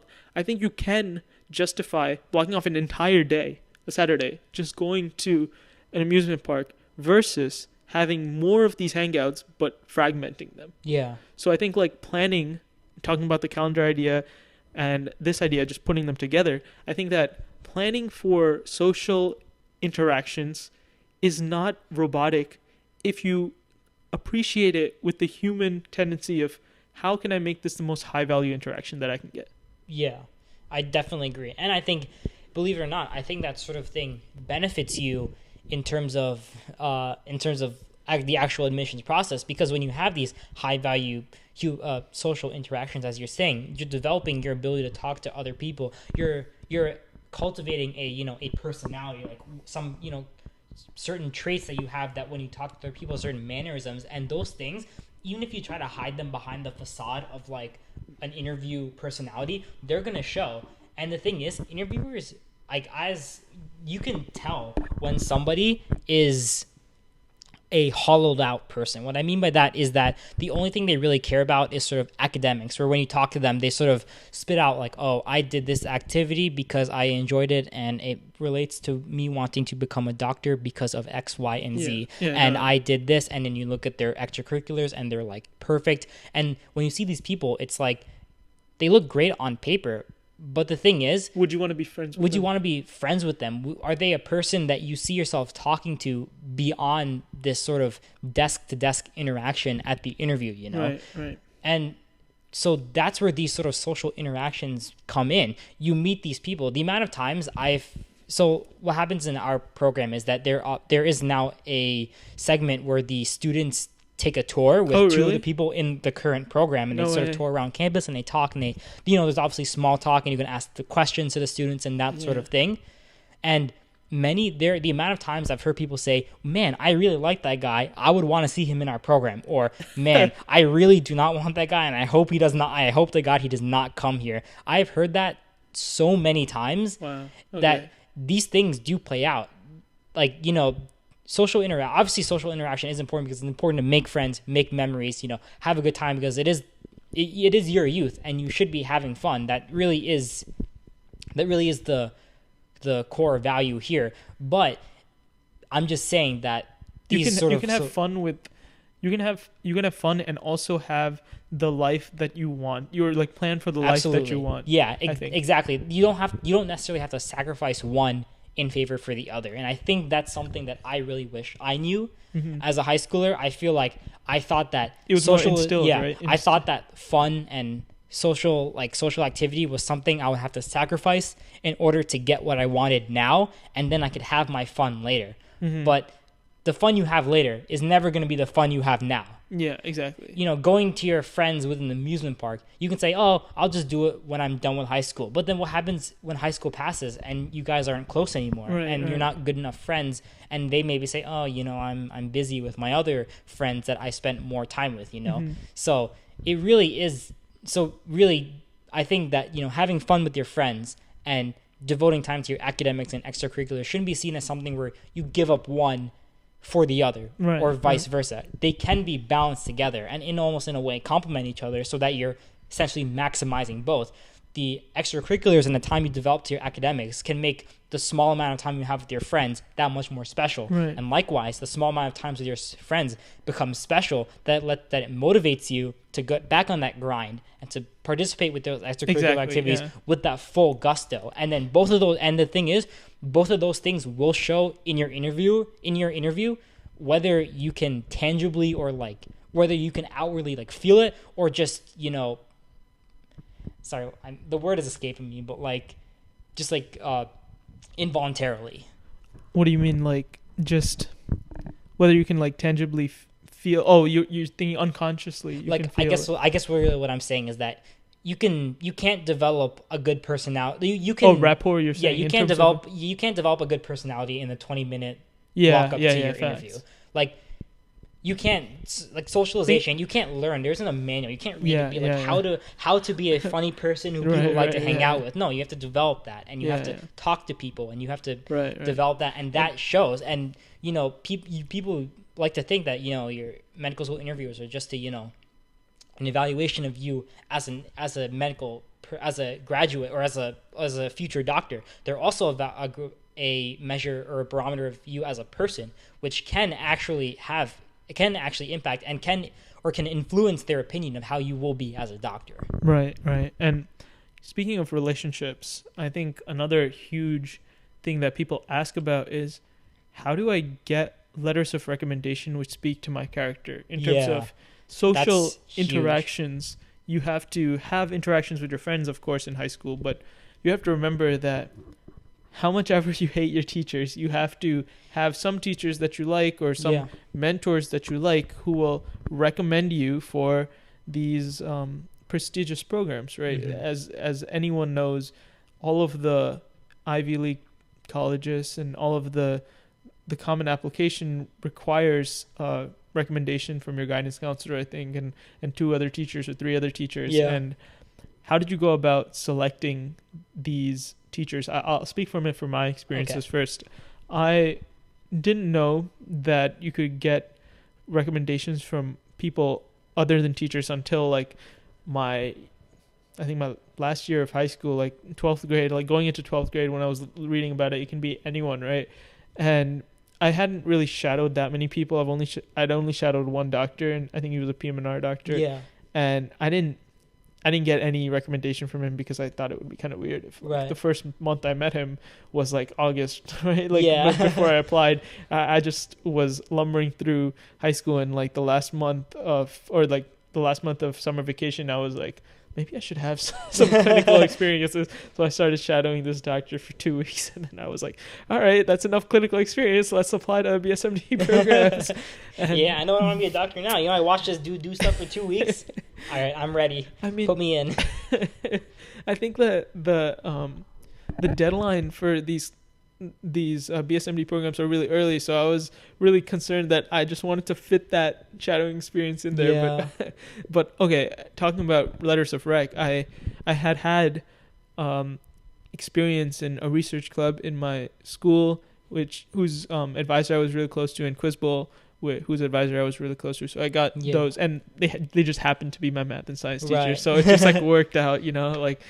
Honestly, every part of my college application was like pretty clutch in that aspect. So I used my math and science teacher, and then I got a recommendation from my history teacher, I believe. I see. So yeah, that's how I got mine. Yeah, in a lot of ways, I do consider my recommendations to be the luckiest part of my application, because I feel like in my school there was sort of this culture where it was like you had to do as well as possible while showing like bare minimum effort. So people would the culture, dude. Like you would have it. So I guess to give an example, you'd have a test, and you'd be like, and you'd tell your friends, oh, did you guys study for this test, man? And it'd be like, dude, I didn't study at all, man. I studied like a little bit this morning. I studied like a little bit last night. And then you get the scores back, and dude got a 98. Like, come on, man. There is no way you studied for 20 minutes and you got a 98 on this test. I will give that some people need to study less than others. Yeah. But that's also because I think, okay, that's like another topic we can talk about in terms of like efficient studying and like retaining more. But I think that like those people just have like a easier time of like just learning information. But going back to what you said, like that culture definitely exists. And also like I feel like in some aspects you get like ingratiated into that culture. Yeah, absolutely, because you want to look, it's a high schooler mentality. You want to look cool to your friends, so you walk around, you boast to your friends with your chest puffed out. I only studied for this test for like 10 seconds and like I got a cool 90. story, bro. Like, and like, I mean, just think about it from the perspective of your teacher. The beginning of the year, students come in, you tell them, work hard, do the work, be diligent, and do well. And you have these kids boasting about how little they study for your class and still do well. Just imagine how that reflects on your on the teacher. Imagine what they're probably thinking, like, come on, dude, like really, like, So I'm sort of digressing a bit, but what I'm trying to say is I got caught up in this culture, so that did result in several of my teachers having sort of a less than favorable opinion of me because they would see me not trying at all, in an arrogant way. Kind of a very arrogant way, and like I would then I would do well, and usually doing well in the class usually translates to teacher liking you more, but in this sort of case kind of the opposite, because then the teacher sort of starts to get kind of resentful sometimes, where like this guy's doing so well, but then he also talks about how he doesn't study for my class. Like, what's going on here? Like, this is ridiculous. But to get to my point of my recommendation, so one of the teachers that I did actually I did like work pretty hard with, I did work hard in that class, and I did very well in the class, and we also just clicked in that I would go to her for help a lot of times, for like asking about certain problems, stuff like that. That's definitely what I would suggest. If you ever have a problem, please go to your teacher. Don't like ask your friends. Don't have the hero mentality that you can do it all on your own. Don't just ask your best friend who took the class, who's probably going to give you a biased, or if you go to a really competitive school, may straight up lie to you. Oh, no way. I mean, if you go to some of the really cutthroat schools, like people are known to lie to each other and undercut each other. I mean, there's a reason why my school doesn't publish class rank anymore, because people would undercut people who are above them. That's frightening. Yeah, I mean, it's such a. I mean, I think it's a very toxic mentality. Obviously, I think it's a very toxic mentality to foster in young kids. But that's a different story. It's like, really, I need to stop digressing. But essentially, one of my recs, I think my most important rec, was from my research advisor, who I worked in their cancer lab for 4 years, and I would meet with him pretty regularly. So like, not only, and he would always ask me, how are you doing in school? Like, what's going on in your school? Like, what are you doing right now? And I'd be like, oh, I have this class and it's pretty tough, but I'm doing well. So essentially, he was kind of like, he kind of knew me. He's kind of like my second father for like the entirety of my high school career. He kind of knew everything I was up to. He would ask me, how's track going? How's SAT studying going? Gotcha. He actually, I remember, this is pretty sweet. When I did very well on my SAT, and when I told him my score and I was very proud of it, he actually sent a lab email to the entire lab and told them, hey, Varun got this score, congratulations. And then I got a bunch of emails like saying congratulations, and I was like, that felt like really sweet. And he would do the same for everyone, and he would also do the same when people got into good colleges. Like another high schooler he had a habit of taking up high schoolers in his lab, and one high schooler got into Princeton, and then another one got into the Brown PLME program, and he would email them and say, they got into this program, congratulations, and I would say congratulations and that sort of thing. So I was very lucky to get that sort of recommendation letter from him, because it was very, very personal, and that was like the thing. It wasn't just it wasn't like a cookie cutter, like he did well in this class. I think that's something I should probably bring up right after I finished, when I say I also got one from my English teacher who I was lucky enough to have for 2 years as opposed to 1, because she taught freshman year English and AP Lang Comp, which I took in freshman and junior year respectively.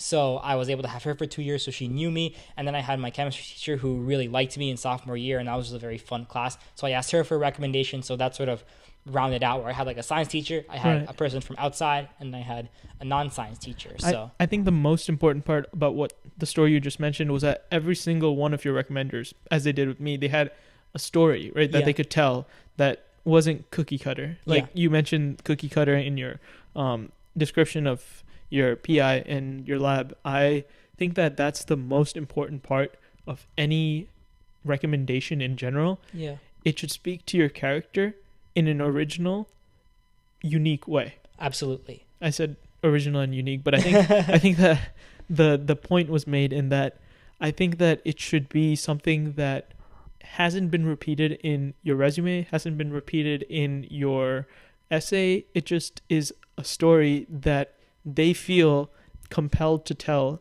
about you and why you are eligible or why you are attractive to a BSMD program or any college in general. Absolutely. And I guess one thing I will say is that in general, especially in high school, if you have any teacher, actually, unless you are a standout, horrible student, they just absolutely actively despised you. Yeah.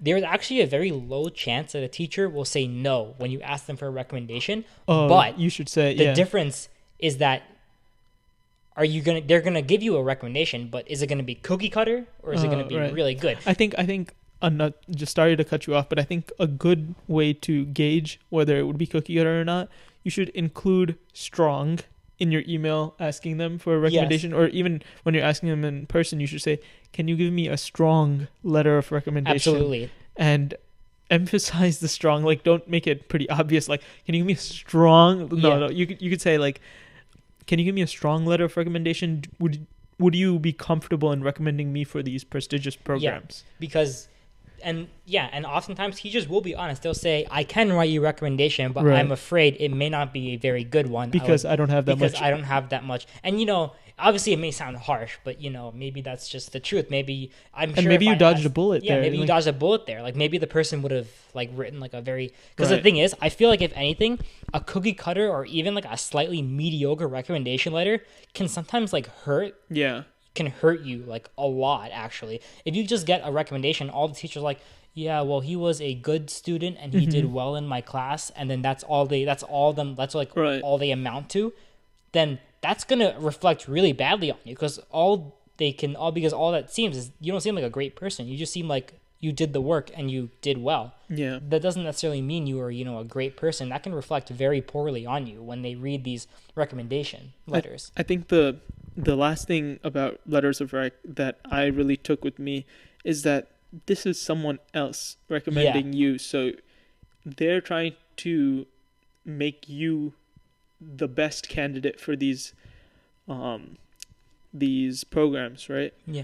I think that the courtesy aspect of asking for recommendation, that's so huge. I was actually going to bring that up. I think that like the process of asking and keeping them up to date and keeping them in the loop about when your deadlines are and the login and making sure that every part of their recommendation process goes as smoothly as possible Yeah. can make or break the way that they feel about you. Because Oh, absolutely. honestly, 100% agree. honestly, this recommendation, like, even if you've built years, like, building that reputation and the trust and the camaraderie and whatever, this mentorship, it can go to waste if you're not diligent about how your process goes of asking and soliciting these recommendations. Yeah, I mean, just think about it from the teacher's perspective, right? A student comes to you and they really talk to you.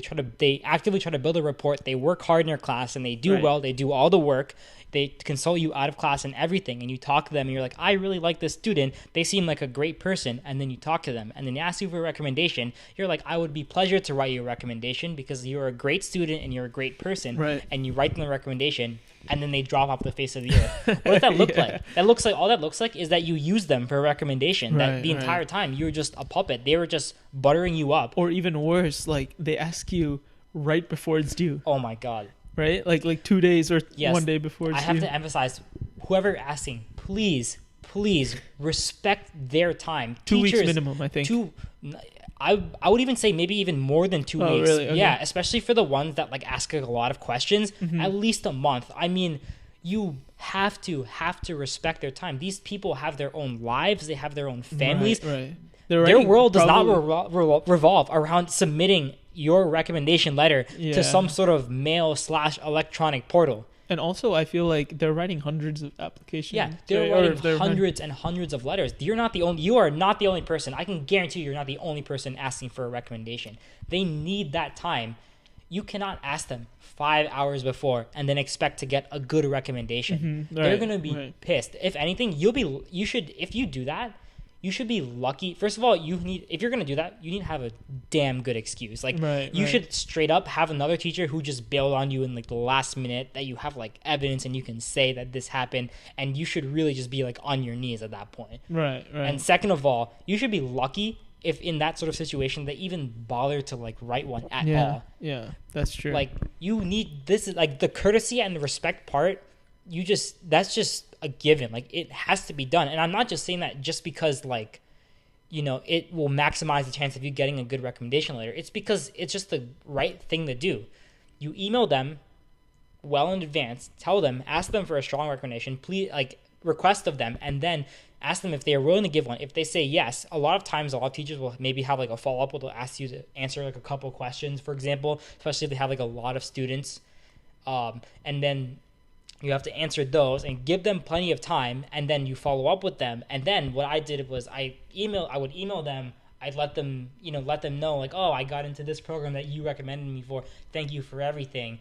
Follow up and just really inform them about all the, about like your sort of your admission results and your process and what's going on and everything. And then, if you want to be like, obviously this is probably not mandatory, but I bought like a box of chocolates for like my history and my English teacher, as just like, as a thanks. just like a thank you for going through the inconvenience of writing me a recommendation. And not just that, you can even do like a handwritten letter to them, being like, thank you for doing this for me, like I appreciate it, and keep them updated on your progress of like interviews and stuff. Oh, absolutely. Just because like you've had a relationship and they're recommending you, if they're recommending you, then they think that you are fit enough to become a doctor or whatever you're applying for, right? So just I was just going to finish and just say that it would just, I feel, make their day if like you actually got into this place and you just let them know, just thank you for like mentoring me and like doing all this stuff for me to get me to this place. Yeah, and then when they write a recommendation for you, you are in effect representing them. Right. Because that's also true. Because the admissions committee is reading the interview, they're saying, oh, this student is a very good person, and then you're gonna show up. If you're gonna show up and act like a complete idiot, right, then it looks bad. On them. Just like they got fooled. Yeah, like as if you fooled them or they lied or something. It just, either way, it just does not reflect well on them. Right. So it really is. So really, the name of the game for recommendation is having like spending time and building those relationships, and then respect and courtesy, and just respecting their time. The fact that you are in a way doing a pretty significant inconvenience, even if it is like an expected inconvenience to them. I think that really encapsulates like the letters of rec, and I just wanted to continue on this fact of deadlines and courtesy and making sure that everything's in time. And if you have, talking about essays and writing different portions of the application, Right. if you have people proofreading or you have ideas about your essay and you're writing it, to not procrastinate, because some of these deadlines are pretty early, and keeping organized, and talking about the calendar idea, keeping organized and on top of these deadlines for different portions of applications are hugely important. Yeah, as a BSMD program, or as someone who's applying to BSMD programs, you need to be prepared for a much, much longer college application process than everyone else. Right. The average student has one deadline, Mm-hmm. December 31st, Common App, and they submit everything by then, and then they're done, and then that's it. But for you, BSMD program deadlines are all over the place because they have those extra steps, right? They have those interviews, sometimes multiple Right. stages of interviews. So you can have deadlines as early as October 1st, which means that you will literally need to be going in like the first or second week of school to ask your teachers for recommendations so that they can get to that October 1st deadline. And then you will have that. You will have also some December 31st deadlines, especially if you're applying to outside BSMD programs, which I'm very confident many of you will, and that you absolutely should, because you shouldn't only be applying to BSMDs. And then after that, you'll have your interview season, which will be anywhere from January to as late as April to early May, or not early May, as late as early April. Early April. Because you have to commit by early May, right? Where, depending on the number of interviews, I had attendance issues in my second half of the semester year. I couldn't do senior skip day. I couldn't do senior cut day because I skipped so many days of school for all these interviews. Everyone else was, second semester senior, but just having fun, partying it up because, they were done with everything.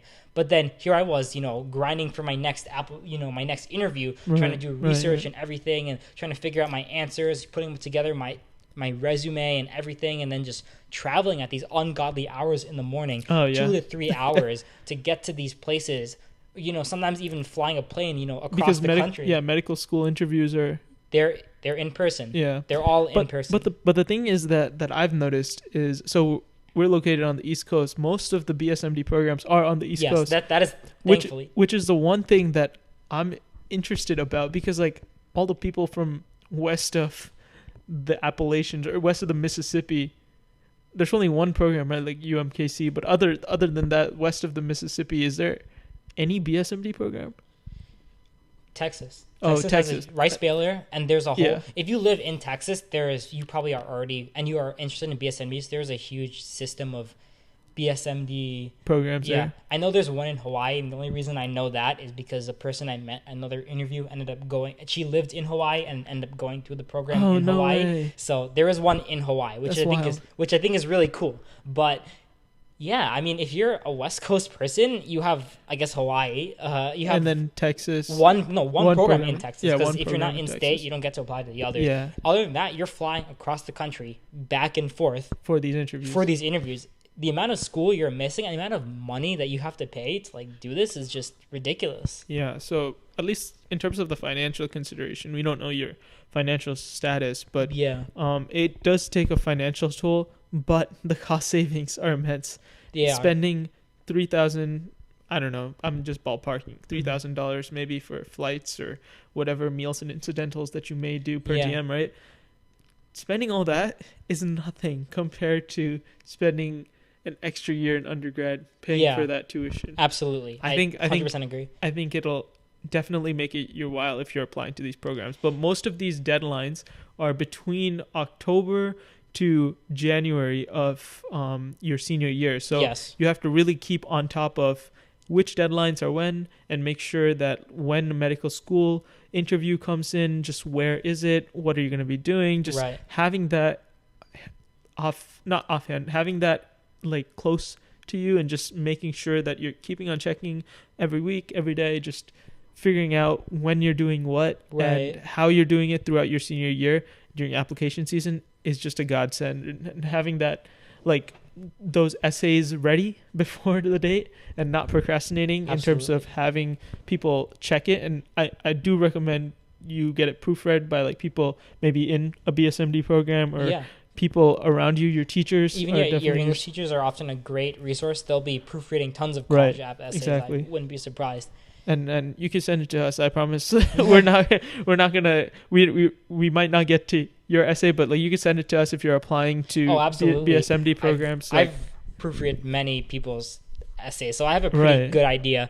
I guess I feel like now's a good time to transition to the essays. Yeah. There's a lot of essays. There are. Be prepared for a lot of essays. There are a crap ton of essays. So many essays. I think that like it's just because they just want to make sure that you're a good bet, Yeah. Make sure that like you will become a good doctor. And it's hard to tell from the time you're 17 or 18 to the time you're 25. They're making basically a calculated bet that you will do well in undergraduate years and med school, and you will match into a residency. Yeah, that's sort of like the thing that people often forget. It's like, man, they expect so much out of these high school students, but you realize that these medical schools are betting on high school students to come through college and then be ready for medical school, go through medical school, and then be a good representation of them in residency. And they're betting on you from high school, which, I mean, when you think about that, a lot of those essays and interviews, they start to make sense. Yeah. I think that some of the... I just wanted to talk about the cons of these BSMD programs, because we talked a lot about the pros. You save a year, you are able to go through college. By the way, let me say, like, don't you think like it would be wild if you knew you wanted to do primary care at like 19, 20, right? And you basically shortened your BSMD program, and you were in a 6-year program, let's say. Yeah. And your school had a program where you can kind of graduate early from medical school. You'd basically be doing medical school in 5 years. Or like everything in 5 years. Yeah, that's like absolutely insane when you think about that. Insane. That's like some express doctor like future, like you see all these articles about the doctor shortage, dude. They're gonna be like pumping them out. Like, yeah, straight up. And okay, but talking about the cons of the BSMD program, I definitely think that first of all, it's like making a bet in high school is not the best idea for most people. Yeah. A lot of people go into college thinking they want to do one thing and then come out doing something else. You have to be laser focused. But I don't think that's the case though. I think like you can be open to the idea of becoming a doctor, because you can always opt out, right? Like you can always say like, I don't want to go to school, or like there's like a requirement, but like usually you're taking this deal because the school that you're applying to isn't as well known or well connected as other schools. That's why they bundle it with a medical school acceptance. Yeah, so it's this easier. Is something definitely to keep in mind.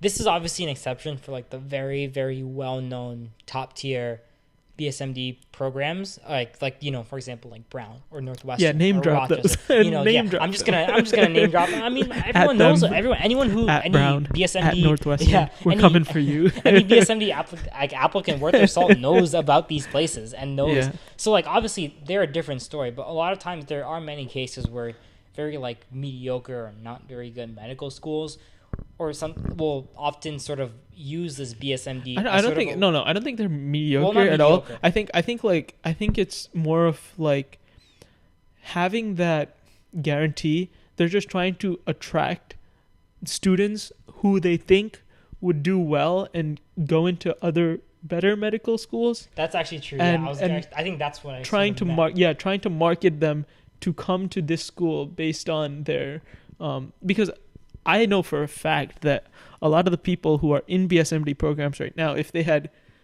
just have risk-averse personalities, and I can say that about myself wholeheartedly, 100%, that I have a pretty risk-averse personality. So it's like, if you have that type of personality, they basically make a gamble, and most of the time they're right. Like the two friends that we know who are in a different medical program, they did spectacularly well on their MCAT. Yeah. They did well during their college years, and if they had been in any other pre-med place, I'm gonna be straight up, their numbers are straight up like Ivy League med school numbers. Like that's literally, I mean, and I think that's really the whole benefit. That's the benefit to the medical school side. They are essentially capturing students who pedigree wise could go to better med schools, but now they're there and they're thus improving the quality of their of their medical school classes. I mean, you often hear about it. I went to my accepted students day and I talked to, the dean of my medical school, and he was talking about, yeah, dude, the people in this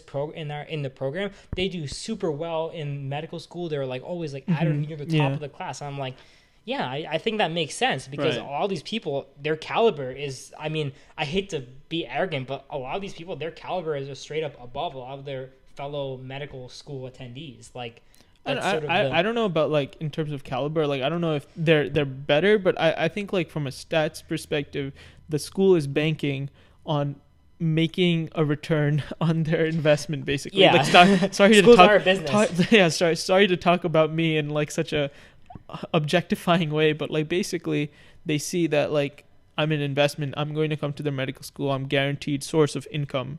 For them, or revenue for them, and I will pay dividends if I do well in my career. So if I'm notable, or if I'm ambitious enough to do well after medical school, or even in medical school, and I'm paying tuition, then that's a return on investment, which is greater than what they had found me in high school. And we were talking about the medical school. What about the undergrad? The undergrad too. There are many people who straight up get into Ivy League schools and then reject them to come to state level universities that are attached to these BSMD programs, because they prefer BSMD programs because they're risk averse over Ivy League. You can say definitely like risk aversion definitely plays into it, but like I'm talking about from the side of the of the university. The state university is now getting these essentially Ivy League caliber people who are now guaranteed to not only come to their school but stay with them. They're not going to transfer out or leave or something along that. They're going to stay with them all the way through. Graduation, And I just wanted to mention that there is a pro to that, right? Like you get to have fun in an environment where in an Ivy League school, I can guarantee you there's a lot of work-related depression, right? Like I don't even know what to call it, but it's just like being in that culture of like studying, of saying that you study the least and just show that you can like party hard or whatever, while also like maintaining the GPA. Like that type of culture, toxic culture, is rampant in these elite universities. And how many people, like we've heard this story a million times. Kid is the king of their school. They're the valedictorian. They're the president of all their clubs. They come to an Ivy League school and now they're mediocre. They're like just the another big fish. They're just now they're one pond. face in a sea of many, and they suddenly that impacts people's like egos and their self-esteem. At one point you were on top of the world. I mean, like, look at these snowflakes. Honestly, like that's like us in right, or our friend. So like basically, he had like he was just telling us about how there's different levels of tiredness, right, on a hike. And my tired, or were you telling me this? I feel like we both were talking. We were all like talking about it. So basically they were talking about how being tired can mean different things for different people. And going back to this analogy, at the risk of taking it too far, they were talking about how on a hike, if you're tired, that can mean different things for different people. If you're out of breath, that can mean different things for different people. So maybe for a friend who was really athletic, being out of breath meant going to some obscene length and some obscene height. But for us, it meant this hike was too tiring for us. So basically, going back to your Ivy League student who was from a small town, maybe he was the big fish in the small pond, and he's talking about the difficulty and the rigor of Ivy League school. It's just that subjectivity of how tired he was feeling, right? So that doesn't happen in BSMD programs because the bar is set lower. You're a big fish in a small pond, and then you kind of go to these places and you can still feel like a pretty big fish, right? In a sense, which kind of to me is a con also, because you're not challenged challenged intellectually if you're not seeking it actively. Sorry, keep going. Like I was just saying that you can be challenged intellectually if you seek it out. It's just a lot of people don't have that inclination because they chose this program to explore, to not really seek that Yeah. stimulation. And I don't think there's anything really wrong with it. I mean, I'll be flat out. I felt like my freshman year of undergrad was easier than high school. Like that's Really? Yeah. I thought it was like a step down in terms of academic rigor. I felt like I had to Dude, study. I take stress management. And I had to study and work a lot less to maintain the level or even get better grades in my first year. Yeah, that's true. That 100% changed in second year. I mean, Really? I'm just gonna say that. And even the hardest classes you take in high school just do not compare to some of the higher level Orgo 1, Orgo 2. Like looking back, like I used to think some classes like APUSH and Algebra 1 were just like Algebra 2 were like crazy hard classes, and then you compare them to like the face of like Orgo 1, Orgo 2, and it's like, wow, those were nothing. Right. I think that talking about the difficulty of classes, I have a funny story. So in my second semester freshman year, I was looking at which classes to take, and there were two options. One was health economics, and then one was stress management. Guess which one I chose? Looking at my relaxed persona, stress management has taught me a lot about how to be not stressful. It was a very easy class. We did meditation a few times a week, and I mean, it's valuable. Honestly, it's gonna come in handy. I think so. I think heading into medical school, I would have taken the stress management 100 times before taking like some of the higher level bio classes I took. Yeah. So I think that talking about the pros and cons was a good decision in terms of how we feel about BSMD programs, and at least like coming into medical school having done half of the portion. Can I say that? Half, or like the easiest portion of the program. I feel like we're done in the sense that the BSMD, the whole BSMD Allure. like part is like done. Like we're just medical students. We're just medical students. We got our guarantee. We cashed in our guaranteed admission, and now we're here. Right. So like now we're no different. Oh, so you're saying this is like the entire portion? Yeah, I think we're done. We've pretty much cast off. We're not like some special, like it's not going to say BSMD on our med school. It's just quote unquote transcripts, like it said on my college transcript. Right. We're just medical school students, a year younger than everyone else, but medical students nonetheless. Right. Okay.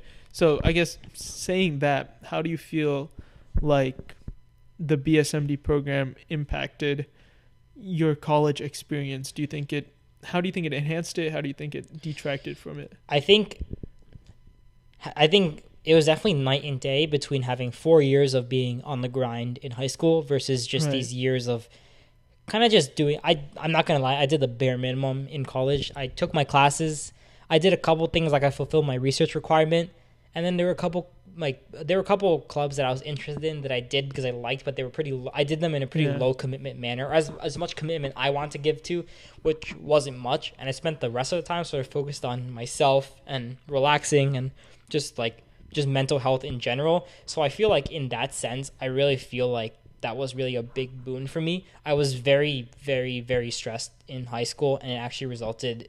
I had some issues in terms of like during the heat of the college, during like the heat of like college apps, where like I actually was handling my stress in a very poor, unproductive way, and the fact that I was able to sort of relax and have this time where I could just sort of heal my brain from like everything I had gone through in high school, and just have this. And it's not just one grind now jumping into a new grind, Right.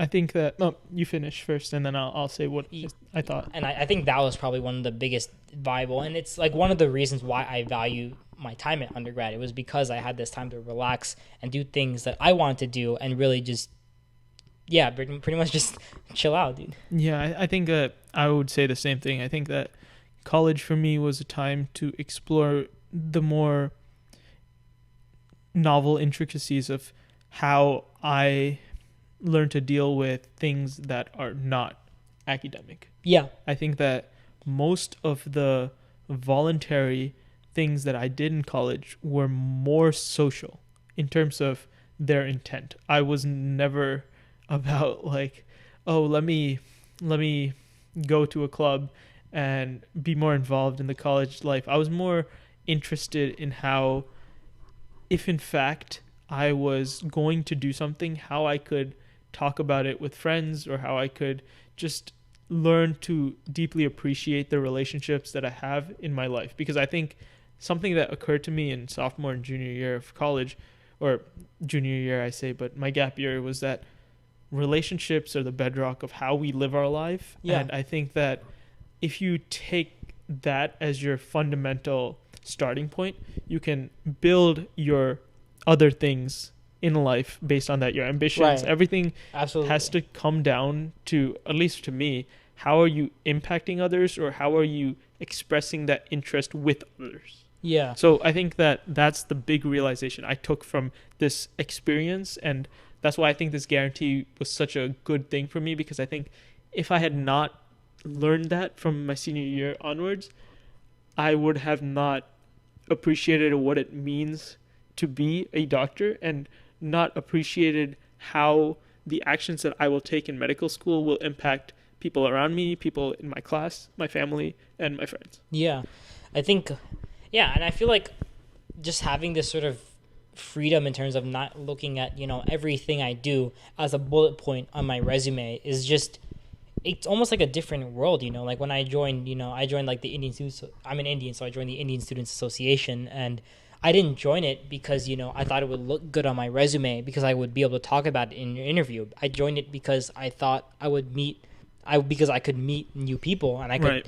and I saw it as a means of meeting new people and forging new relationships. And that's something, quite frankly, I didn't do in high school at all. Every single one of my clubs had a purpose, and all those purposes pointed to the ultimate goal of getting into a BSMD program. Yeah. So when I appreciated things like research or things like EMS, I appreciate it from the standpoint of this is going to increase my probability of getting into medical school. So like, for example, when I did my research requirement, I spent a lot more time, reading papers, Right, talking to my PI, just getting genuinely curious and interested about the topic. And I realized, and that's not something I did a whole lot in high school. I wasn't, going out of my way to read new studies or, Yeah. look up something and that would interest me and saying, hey, this would be a cool idea to use in our study. Instead, I was spending that time, studying for my SAT or a class, or because, I want to just do my bare minimum, get out of the lab so I can get my other obligations done. And I think that speaks to how schools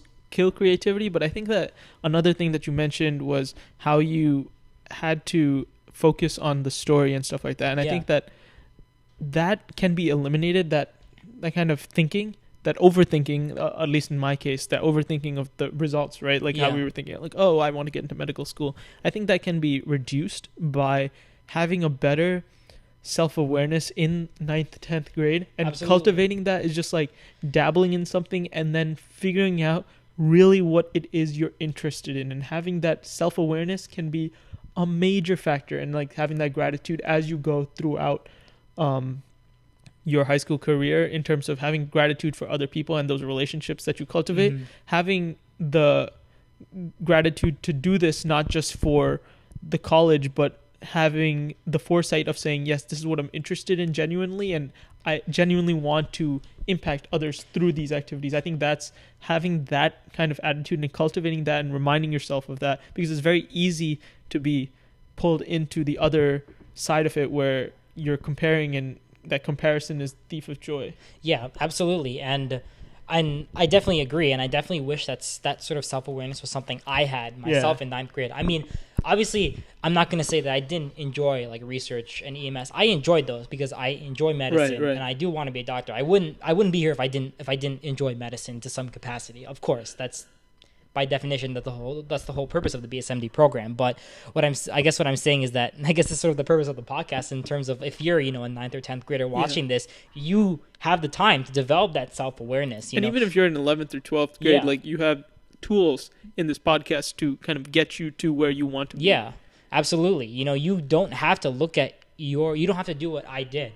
Look at all your programs from the perspective of, this is going to get me into a BSMD program. You can look at them as meaningful ways of generating your interest, sort of like how, because on your essays you're supposed to write about how how they generate your interest in meaningful ways. I think that like another thing on top of that is like we kind of jumped around these two contrasting views of don't let it be a story, but also be the story. And Yeah. I think that there is a fine line in terms of your application.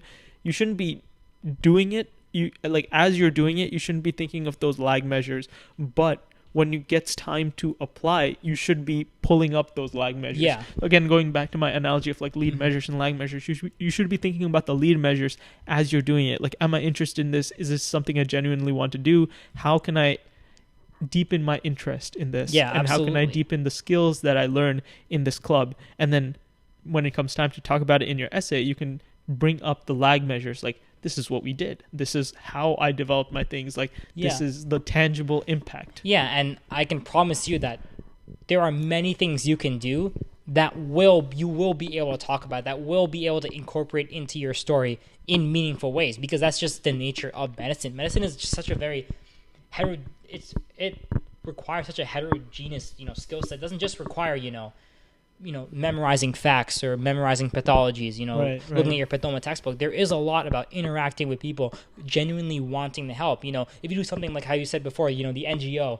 in Mall UN, maybe that's not directly related to medicine, but it can cultivate a desire to help people and better other people's lives. And that is such an important tenet for being a good doctor. And that's something you want to develop, that empathy, that compassion. That is what so many of these BSMD interviewers, they do look for. They will ask you questions such as, pretend you're a doctor. Now, let's say you have to tell someone that they have cancer. How are you going to go about and say it? Mm-hmm. And you're going to go up to them and be like, you gonna die, son. Like, no, that's... I think, like, also, you can talk about, at least, you don't have to know all of the answers at the moment. Just have, like, a cogent answer. Yeah. In terms of, like, having a well-thought-out answer is something that's really, really powerful. Yeah, absolutely. I definitely agree with that. And I think that's, like, a really good way to end the podcast in terms of our thoughts about BSMD programs and having all of this discussion of having a long, drawn-out talk about, like, what exactly you need. If you're still interested in learning about BSMD programs, if you want to take us up on the opportunity to get your essay reviewed or anything, just email your questions, concerns, comments to Common Sense. Did you just wait? Yeah, I just wait. Set them here, boys. Okay, I just lost my thought. Okay, if you have any questions, concerns, or comments, email contact@commonsensemedic.com, and you can find this as a podcast version on iTunes, Spotify, and Google Play. They do have a podcast, Google Podcasts, so if you have an Android, we're looking at you. But I didn't know that, actually. I didn't know that they had an audio version of the Google Podcast. But yeah, that's where we're going to end it today.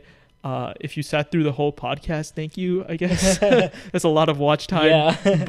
But it was definitely some high yield tips that we've kind of learned throughout the years. And we wish the best of luck to anyone who's applying or considering this program. And yeah, if you have any questions, we're also found on Instagram @CS Medicine if you want to be like hip Gen Z. Is that the new generation? Yeah, Gen Z. That's right? The new one. What's the one after Gen Z? Is that a thing? Are they even applying to college? Are they like 7 years old? I think they're still like in the womb, dude. Like I don't. Okay. I don't even know. If you're with the Generation Z or millennial, not millennial, dude. If you're with the Generation Z crowd, we're on Instagram @CS Medicine, so you can DM us your questions. Yeah, you can slide into our DMs. But yeah, so that's where we're gonna end it. Thanks for listening, and catch us again in the next one next week. Are you gonna do the ASMR thing? Oh yeah, it's just common sense. I did it. Nice. I could hear it on there.